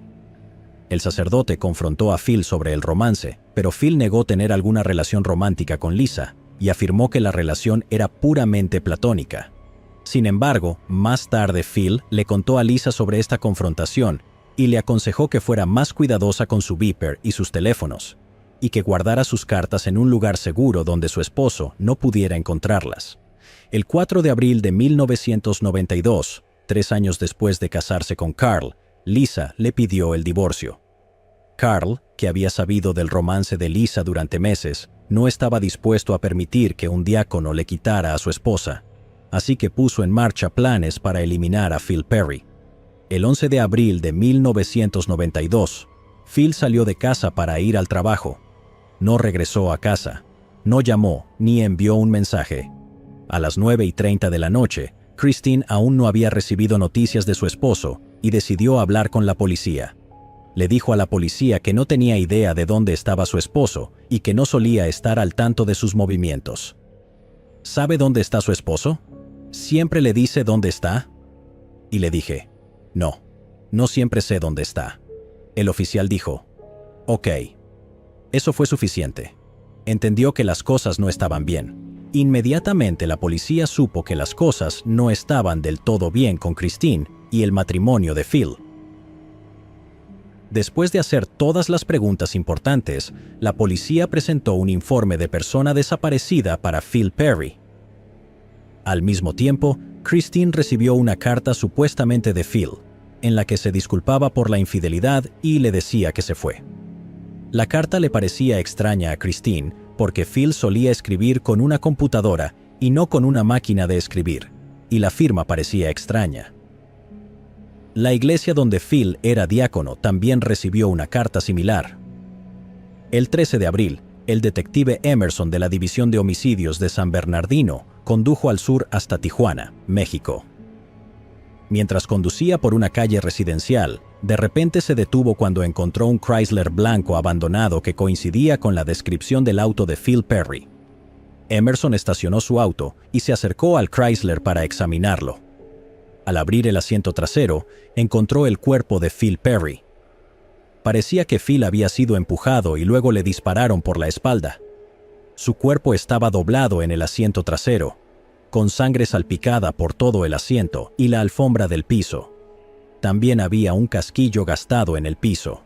Después de asegurar la escena, Emerson le pidió a la aduana mexicana que averiguara cuándo cruzó el auto de Phil la frontera de California a Tijuana y verificar la ubicación de las dos personas que él creía tenían motivos para querer a Phil muerto: la rumoreada amante de Phil, Lisa Bragg, y su esposo, Carl Bragg. Aduanas le informaría que el jeep de Carl Bragg cruzó la frontera entre Estados Unidos y México el mismo día que Phil fue reportado como desaparecido.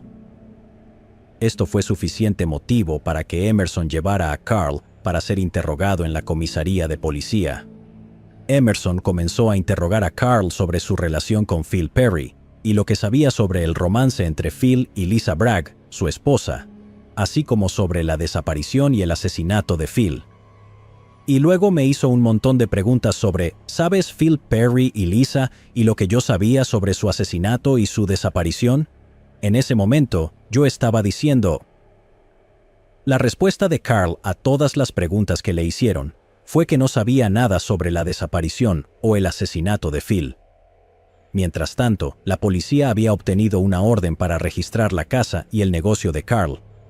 La búsqueda reveló un alijo de cartas de amor de Phil a Lisa. En este punto, Carl agregó que había encontrado las cartas y enfrentado a Phil al respecto. Durante esta confrontación, Phil negó tener una aventura con Lisa.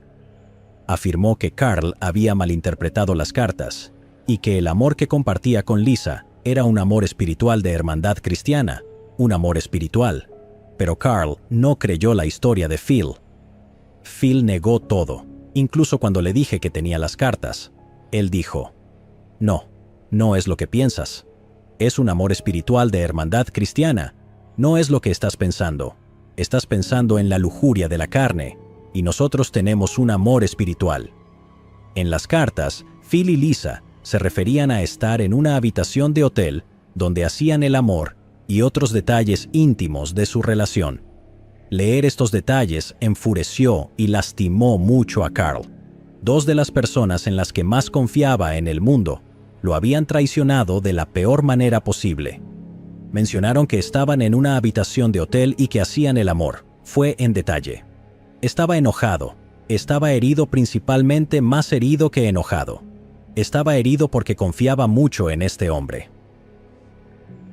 Carl consideraba a Phil como un amigo cercano y un mentor espiritual con quien podía hablar de cualquier cosa. A pesar de las negativas de Carl, el detective Emerson creía tener suficiente evidencia para acusarlo de asesinato. Pero había un problema. La coartada de Carl era sólida. En primer lugar, Carl nunca había estado en México en su vida. Además, el día en que Phil fue asesinado, Carl había estado muy ocupado con múltiples testigos que podían atestiguar que había estado en el hospital con su hija, quien estaba programada para una amigdalectomía. Con esta coartada, Carl no podría haber asesinado a Phil Perry, al menos no por sí mismo. Así que el detective Emerson decidió rastrear los pasos hasta el estacionamiento de la iglesia, donde Phil Perry fue visto por última vez con vida, en la iglesia católica St. Joseph, en Upland, California. Emerson entrevistó a testigos presenciales que afirmaron que la última persona con la que Phil había interactuado antes de desaparecer fue una mujer hispana desconocida y de baja estatura. La mujer se acercó a Phil pidiendo un par de cables de arranque para arreglar su auto. Phil tomó los cables de arranque y fue con ella a ver su auto. Unas horas más tarde, la mujer devolvió los cables de arranque, pero Phil no estaba por ninguna parte. El detective Emerson creía que esta mujer podría haber sido la cómplice de Carl. El problema era que nadie parecía poder identificarla. Incluso el sacerdote dijo que nunca la había visto antes y no tenía idea de quién era. Scott apareció en mi casa. Scott Harrison, como sea que se apellide. Emerson no podía sacudirse la persistente sensación de que esta mujer misteriosa había ayudado a Carl a secuestrar a Phil, pero sin forma de identificarla. Esta teoría quedaría en el fondo de su mente durante la próxima década, acumulando polvo. Para 1993, el caso Perry se había enfriado, ya que todas las pistas prometedoras anteriores se secaron.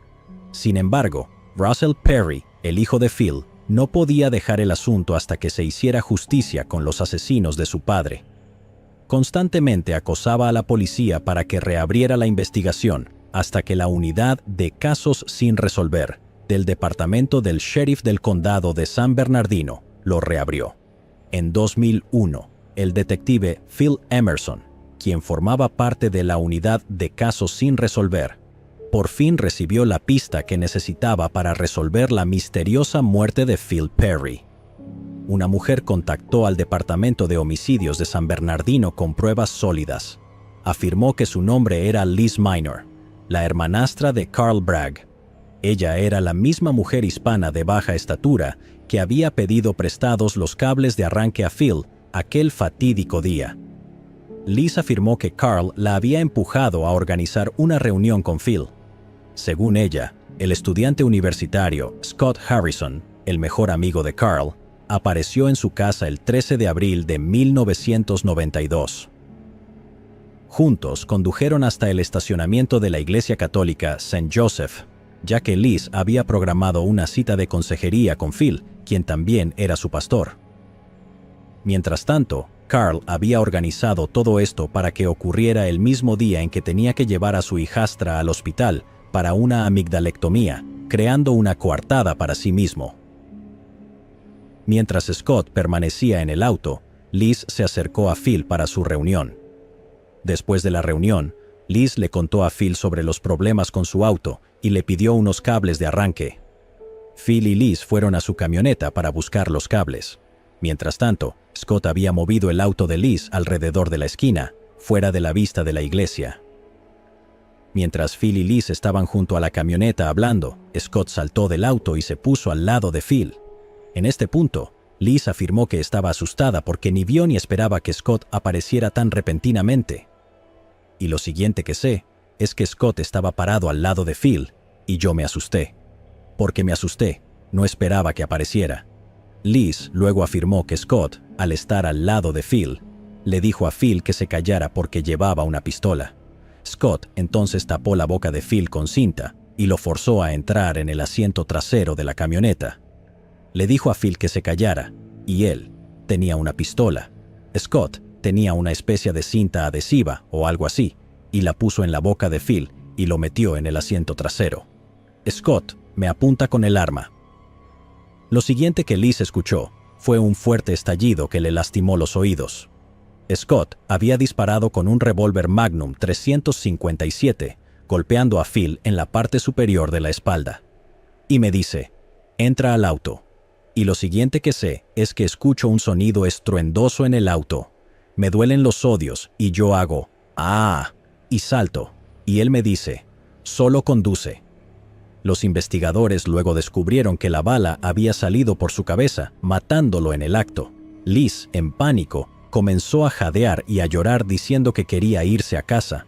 Estoy temblando, no sé qué hacer y estoy como que, necesito irme a casa. Pero Scott le ordenó que saliera del estacionamiento y la dirigió a un condominio perteneciente a Carl, donde dejaron el auto con el cuerpo dentro. Después, llamaron a Carl para decirle que el trabajo estaba hecho. A la mañana siguiente, Carl llevó a Liz, Scott y a Rob Minor, el esposo de Liz, a un desayuno copioso. Carl luego envió por correo las 2 cartas falsificadas que Christine, la esposa de Phil, y la Iglesia Católica St. Joseph habían recibido después de la desaparición de Phil. Liz luego huyó a Utah con sus hijos. Después de esta confesión, la policía arrestó a Liz bajo el cargo de asesinato. Luego invitaron a Carl Bragg para otra ronda de interrogatorios. Sabes, no lo maté, y no voy a admitir que maté a alguien cuando no lo hice. ¿Qué pensabas que iba a pasar? Solo asustarlo. ¿Cómo iban a asustarlo? Con esto, es decir, Scott se supone que debía decirle que se alejara o si no. Ajá. Ya me dijiste eso. Siempre supiste que Scott tenía una pistola, así que probablemente sabías iba a llevarla para asustar a Phil, ¿cierto? Es una suposición segura, pero no creí que él... No estoy diciendo que tú supieras que él haría eso, pero... Sé con certeza que Scott Harrison llevaba una pistola todo el tiempo. Para el año 2001, Carl Bragg había cambiado su nombre a Carl D. Thomas, alegando que quería distanciarse de su padre, un conocido abusador. Sin embargo, había tenido problemas legales a lo largo de los años, incluyendo ser arrestado por evasión de impuestos y un esquema de robo de autos donde vendía autos robados con papeles falsos. Con la nueva evidencia del testimonio de Liz, los investigadores de casos sin resolver llevaron a Carl para interrogarlo. Durante la entrevista, Carl afirmó que la única razón por la que envió a Scott y Liz tras Phil fue para que pudieran amenazarlo y que terminara su aventura con la esposa de Carl, Lisa. Cuando la policía le preguntó si Carl sabía que Scott estaba armado y probablemente usaría la pistola durante la supuesta confrontación, Carl dijo que aunque sabía sobre la pistola, no esperaba que Scott la usara. Pero lo que me estás diciendo, realista y honestamente, es que sabías que Scott estaba armado, o siempre estaba armado, y le dijiste que fuera a golpear a Phil. La policía no se creyó eso. Para los investigadores, esto fue otro avance en la investigación porque Carl por fin estaba admitiendo su implicación en el asesinato del diácono Phil Perry. Más importante aún, Carl había puesto en marcha todo el plan al solicitarle a su amigo y hermanastra que intimidaran a Phil con una pistola. Ahora que tenían al autor intelectual del asesinato de Phil Perry y a Liz, quien actuó como señuelo, bajo custodia, la policía todavía necesitaba encontrar al ejecutor, Scott Harrison. Decidieron visitarlo. Cuando Scott abrió la puerta y encontró a los oficiales de policía detrás, se sorprendió, o al menos intentó parecerlo. Al ser interrogado, negó su participación en la muerte de Phil, incluso diciendo que nunca había llevado a Phil a México en el asiento trasero de un Chrysler. Cuando tocamos la puerta, estaba bastante sorprendido. Inicialmente dijo que no sabía nada sobre la muerte de Perry y que nunca había llevado al hombre a México en el asiento trasero de un Chrysler. Pero, después de unos minutos de reflexión y convencimiento por parte de su esposa, decidió contarnos una historia diferente. Después de un rato y con algo de convencimiento por parte de su esposa, Scott decidió sincerarse con su versión de los hechos. Scott afirmó que él, Carl y Bob regresaron al condominio donde habían dejado el auto y el cuerpo de Phil, y los recuperaron. Íbamos a bajar a México. ¿Qué estaban conduciendo? Carl y Bob estaban en el jeep y yo estaba en el auto blanco. ¿Algún problema en la frontera? ¿Aduana, estadounidenses, los mexicanos? Nada. Además del latido de tu corazón, deseaba estar en otro lugar. Solo estaba pensando en que el cuerpo estaba allí. ¿Sangre? Sí, había. ¿Y tú no aprestaste el gatillo esa noche? No. Luego condujo el Chrysler blanco con el cuerpo de Phil aún adentro, mientras Carl y Bob lo seguían de cerca en el jeep de Carl. Cuando llegaron a Tijuana, México, dejaron el auto en la calle y regresaron a los Estados Unidos en el jeep de Carl. Scott también afirmó que, aparte del latido acelerado de su corazón y su deseo desesperado de estar en otro lugar, el viaje fue tranquilo, sin problemas con la aduana en la frontera. La parte más importante de la historia de Scott fue el enfático no que dijo cuando se le preguntó si él fue quien apretó el gatillo que mató a Phil Perry. Sin embargo, la negación de Scott no convenció a los detectives de cambiar su creencia de que él fue el ejecutor. Michael Ramos, de la oficina del fiscal del distrito de San Bernardino, presentó cargos de asesinato contra Scott Harrison, Carl D. Tomaso y Liz Minor bajo las circunstancias especiales de acecho y secuestro contra Carl D. Tomaso, Scott Harrison y Elizabeth Minor. En 2002, mientras Carl, Scott y Liz estaban bajo custodia, Michael Ramos se centró en Liz. A cambio de testificar contra Carl y Scott, Liz se declaró culpable de homicidio involuntario y secuestro y recibió una sentencia de 11 años. Por otro lado, Carl y Scott optaron por ir a juicio. No quería que mataran al hombre. Nunca ordené que mataran al hombre. Yo no lo maté. Le dije a alguien que hablara con él, no que lo matara. La defensa de Carl mantenía que no tenía intención de enviar a personas tras Phil para matarlo. Solo quería que lo asustaran. Pero el Estado argumentó que estacionarse en un área oscura, armado con una pistola y usando cinta adhesiva para cubrir la boca de Phil, mostraba que tenían la intención de matarlo. Se estacionaron en un área oscura. Scott Harrison estaba escondido en un área oscura. Llevaron la cinta para ponerla sobre su boca. Él tenía una pistola con él. Y cuando llevas esos tipos de artículos simplemente para asustar a alguien, eso no tiene sentido. No, ellos estaban allí para atraerlo y matarlo. El jurado estuvo de acuerdo con el caso de la fiscalía y declararon a Carl DiTommaso culpable de asesinato en segundo grado. El juez lo sentenció a 15 años a cadena perpetua. En julio de 2005, Scott Harrison fue a juicio.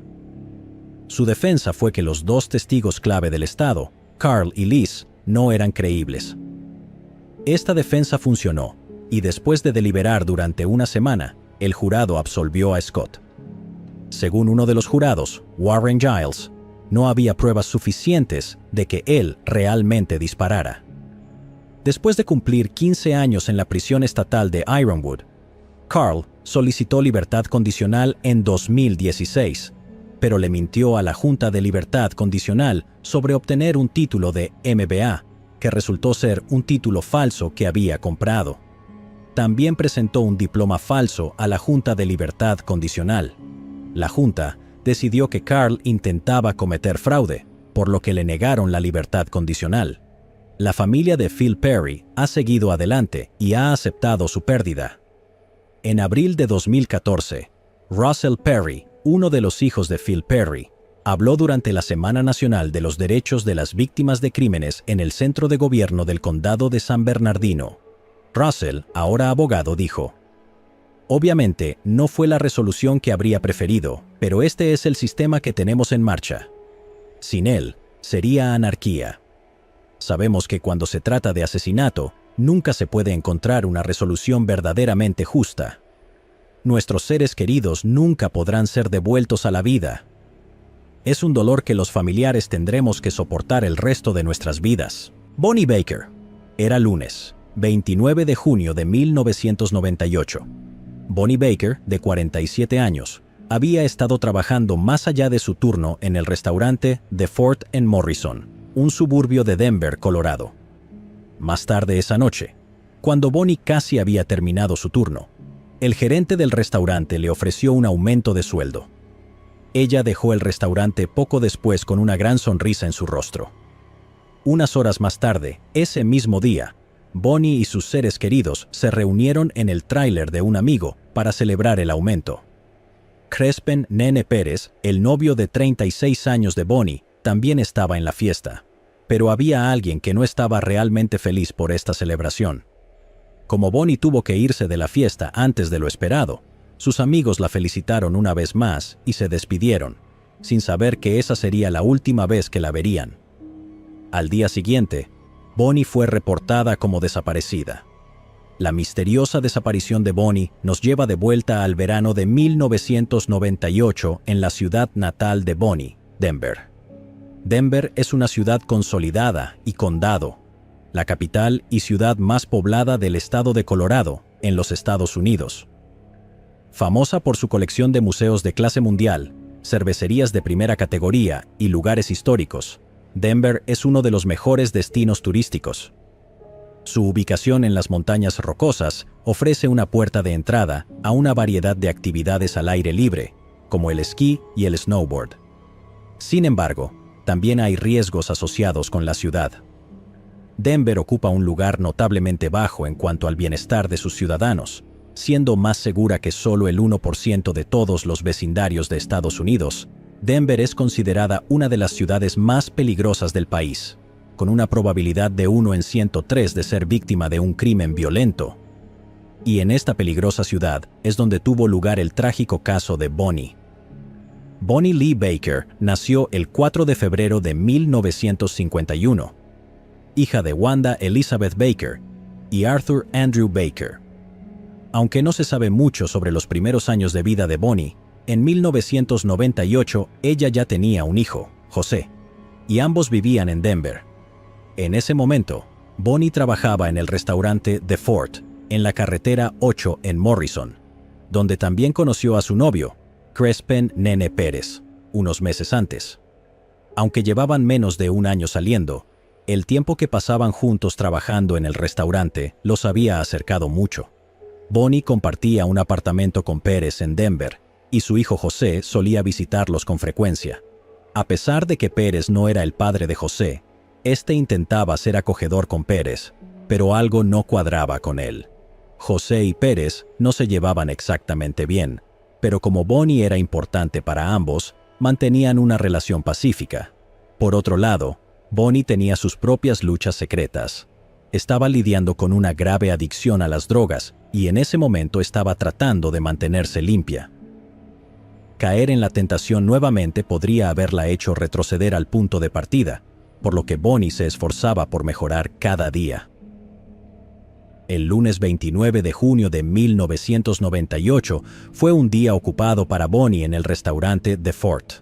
La gente llegaba en grandes cantidades y Bonnie tuvo que trabajar un par de horas extra. Cuando estaba a punto de irse después de completar su turno, su gerente le dio una buena noticia. Le habían ofrecido un aumento de sueldo por su dedicación excepcional al trabajo. Ser madre soltera en Denver no era una tarea fácil, y Bonnie tenía la esperanza de que este aumento la ayudaría con sus finanzas y ahorros. Agradeció a su gerente y se fue a casa con una clara felicidad reflejada en su rostro. No fue solo ese día que Bonnie tuvo que trabajar hasta tarde. A menudo priorizaba su trabajo por encima de todo lo demás. Durante su tiempo en el restaurante The Fort, había sido una empleada excelente y sus superiores estaban bastante impresionados con su desempeño. Nunca llamaba para reportarse enferma. Era excelente en el servicio y hasta los clientes la adoraban. Era una mujer trabajadora y saber que sus esfuerzos no pasaban desapercibidos la hacía sentir apreciada, aunque lo mismo no se podía decir del novio de Bonnie. Desde que Pérez comenzó a trabajar en el restaurante The Fort el 29 de julio de 1997, era evidente que no era el empleado más leal. Pérez había faltado al trabajo en múltiples ocasiones, había sido advertido sobre sus acciones, pero esas advertencias no significaban nada para él, y de este modo tuvo que enfrentar las consecuencias. El 5 de mayo de 1998, más de un mes antes del aumento de sueldo de Bonnie, Pérez fue despedido de su trabajo, quedando económicamente dependiendo de Bonnie. Pero ahora que Bonnie ganaría más, tenía la esperanza de poder ayudar a Pérez a levantarse nuevamente. Bonnie estaba llena de alegría cuando recibió su aumento y no podía esperar para contárselo a su familia y amigos. Ese mismo día, Bonnie les dio la noticia a sus seres queridos y los invitó a todos a la casa rodante de un amigo para celebrar. Esa noche, un grupo de amigos de Bonnie se reunió, listos para pasar un buen rato, pero Pérez no estaba por ningún lado. Había bebidas, comida y música, y Bonnie tenía la intención de bailar toda la noche. Unas 3 o 4 horas más tarde, Bonnie llamó a Pérez y le pidió que se acercara. Poco después, alrededor de las 6 de la tarde, Pérez llegó a la fiesta y la convirtió en un caos. Los amigos de Bonnie notaron rápidamente que Pérez estaba actuando de manera extraña. Sus ojos estaban vidriosos y parecía estar drogado. Cuando Pérez entró, vio a Bonnie sosteniendo una bebida y balanceándose al ritmo de la música con sus amigos. Esto no le sentó bien a Pérez. Las miradas de celos en el rostro de Pérez no eran una visión desconocida para Bonnie. Ella intentó calmarlo, pero ya era demasiado tarde. Pérez se volvió cruel y ligeramente agresivo hacia los amigos de Bonnie. Había una mirada de miedo en los ojos de Bonnie. Se volvió hacia una de sus amigas y le dijo que se iba para evitar que la situación se intensificara. Pérez tomó a Bonnie de la mano y salió de la casa rodante con ella, pero no antes de hacer algunos comentarios amenazantes a los demás en la fiesta. Pérez y Bonnie se subieron al auto y se fueron alrededor de las 9 de la noche, y esa fue la última vez que alguno de los amigos de Bonnie la vieron. Aproximadamente a las 12:57 de la madrugada del 1 de julio de 1998, el Departamento de Policía de Denver recibió varias llamadas al 911 de una mujer anónima que informó que una mujer había sido asesinada. Los detectives rastrearon rápidamente estas llamadas y descubrieron que provenían de un teléfono público en la avenida West 5 y Santa Fe Drive.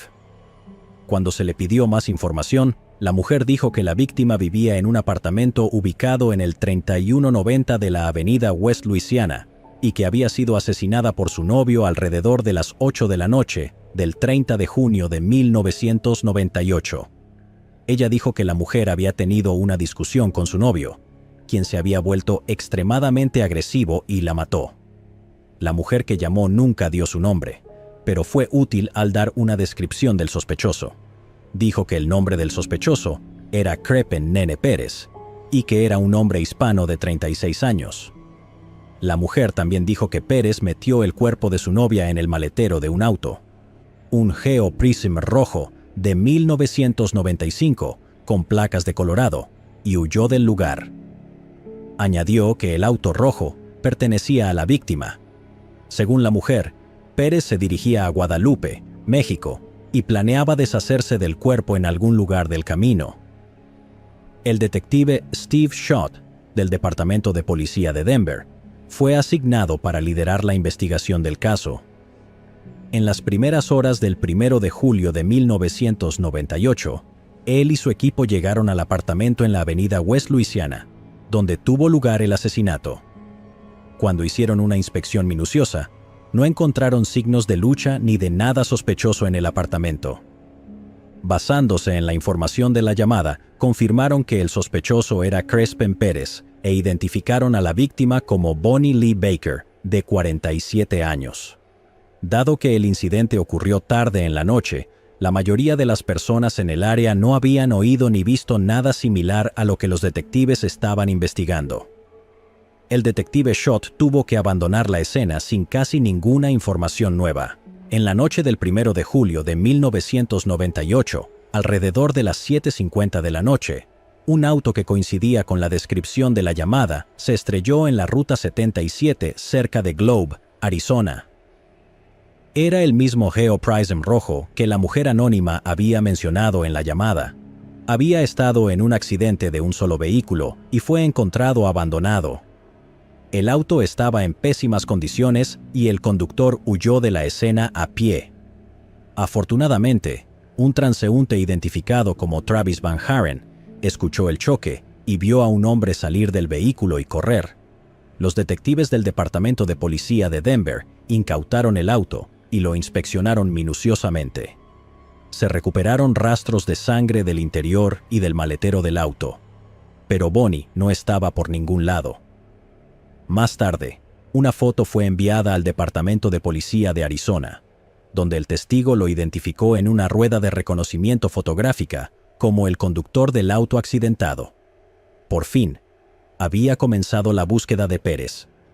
De vuelta en Denver, los detectives se pusieron en contacto con el exesposo de Bonnie. Él reveló que, aunque se habían divorciado, él y Bonnie seguían siendo amigos y que ella a veces pasaba las noches en su casa y hasta hacían viajes cortos juntos.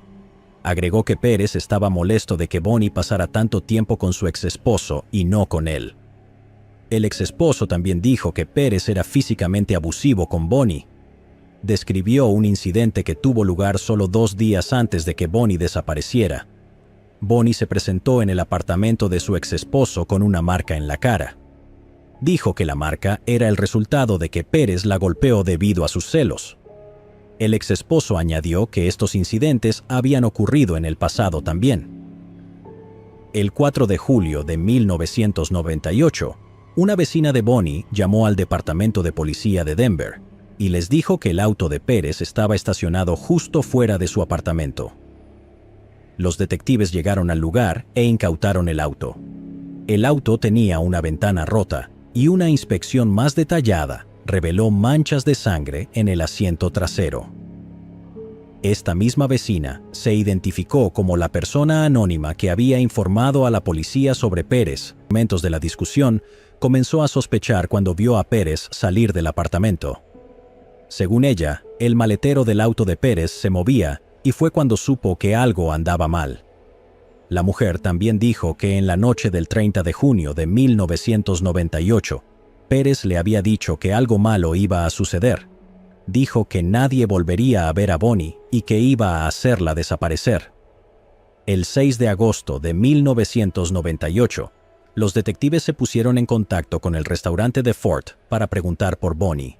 Sus compañeros de trabajo confirmaron que Bonnie había estado trabajando en el restaurante el 29 de junio de 1998 y estaba programada para trabajar al día siguiente también, pero que nunca se presentó.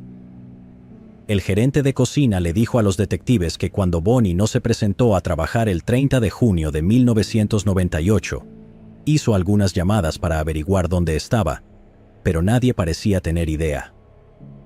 Mientras los detectives trabajaban largas horas para encontrar a Pérez y averiguar qué le había pasado a Bonnie, José de alguna manera sabía que su madre no iba a volver a casa. Él y la madre de Bonnie, Wanda, se convirtieron en el único apoyo el uno del otro. Dado que la escena del crimen ya había sido alterada antes de que llegaran los detectives, encontrar a Bonnie resultó aún más difícil para los detectives debido a la falta de pruebas. Lamentablemente, pasaron meses y sin nuevos avances, el caso de Bonnie quedó sin resolver.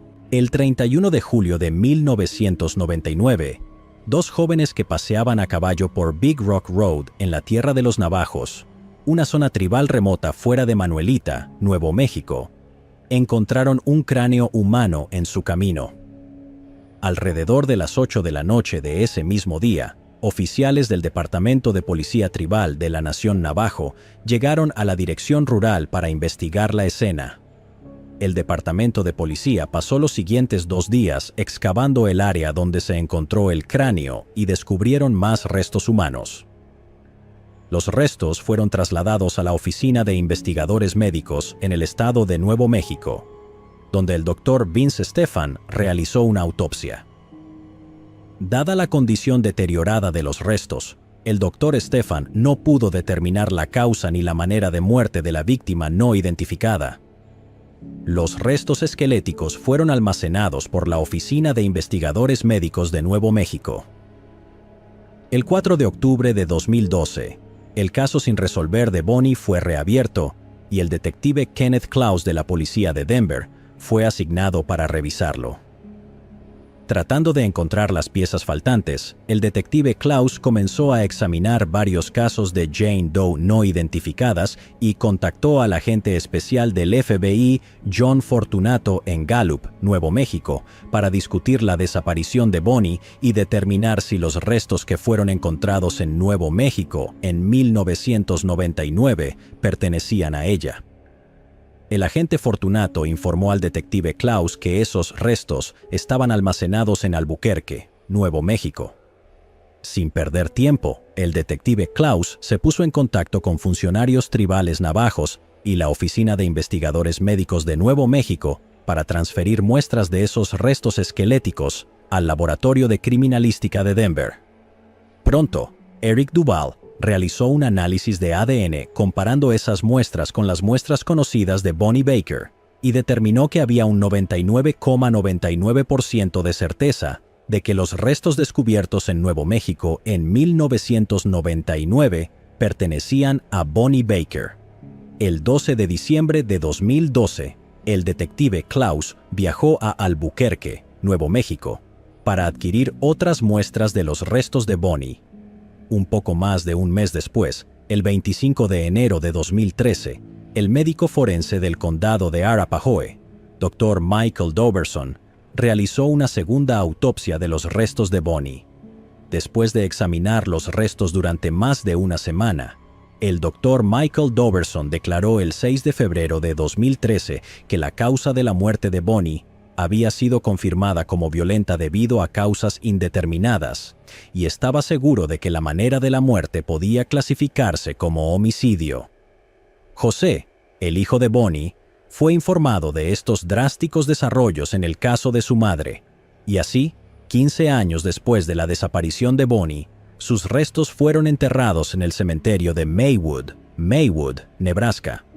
El detective Klaus pasó los siguientes meses entrevistando nuevamente a los testigos para que confirmaran sus declaraciones originales. Las grabaciones de las llamadas al 911 del 1 de julio de 1998 se reprodujeron nuevamente para los testigos, y la mujer que hizo las llamadas aseguró que todo lo que dijo en esas llamadas años atrás era preciso. Con esta ronda de entrevistas y la evidencia forense en el caso de Bonnie, los detectives llegaron a la conclusión de que Crespin Nene Pérez mató a su novia Bonnie Lee Baker la noche del 30 de junio de 1998 y ocultó su cuerpo en una tumba poco profunda en tierras tribales navajas al día siguiente.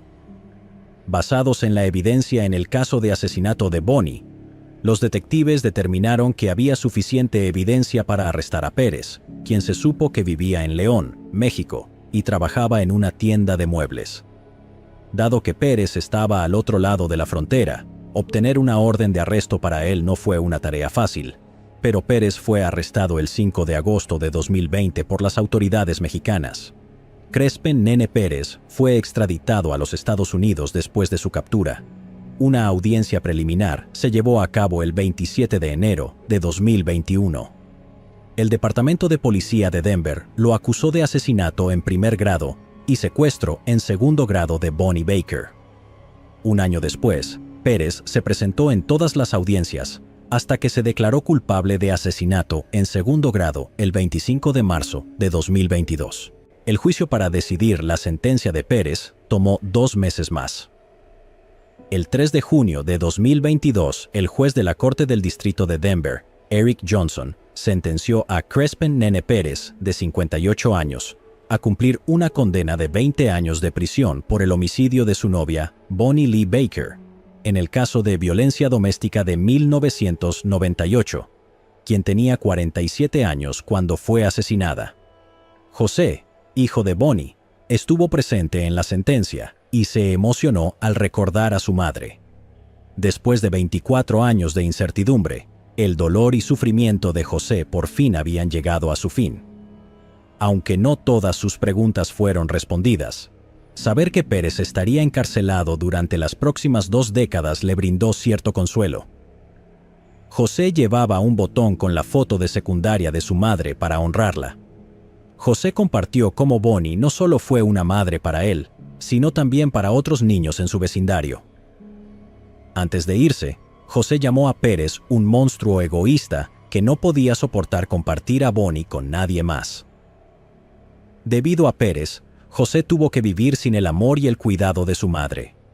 A pesar de que el padre de Bonnie murió en 1989, su madre Wanda vivió otros 11 años después de su desaparición, lamentando su pérdida hasta su muerte en 2009. Lo más trágico fue que Wanda nunca vio que su hija obtuviera justicia. Beth McCann, fiscal de distrito de Denver, describió el caso de Bonnie como uno de los más difíciles de resolver. Indicó que, aunque la justicia se retrasó, nunca le fue negada. Agradeció al Departamento de Casos sin Resolver, al Laboratorio Criminalístico de Denver, al FBI y a otras agencias por su trabajo excepcional. Aunque Pérez fue identificado temprano en la investigación, los detectives tardaron años en confirmar su culpabilidad y determinar su paradero. ¿Cuál crees que pudo haber sido su ruta de escape? ¿Por qué crees que los restos encontrados en Nuevo México en 1999 no fueron conectados con el caso de Bonnie antes? Llegados aquí, ¿acaso no has visto este otro crimen? Yo no me lo perdería, ¿eh?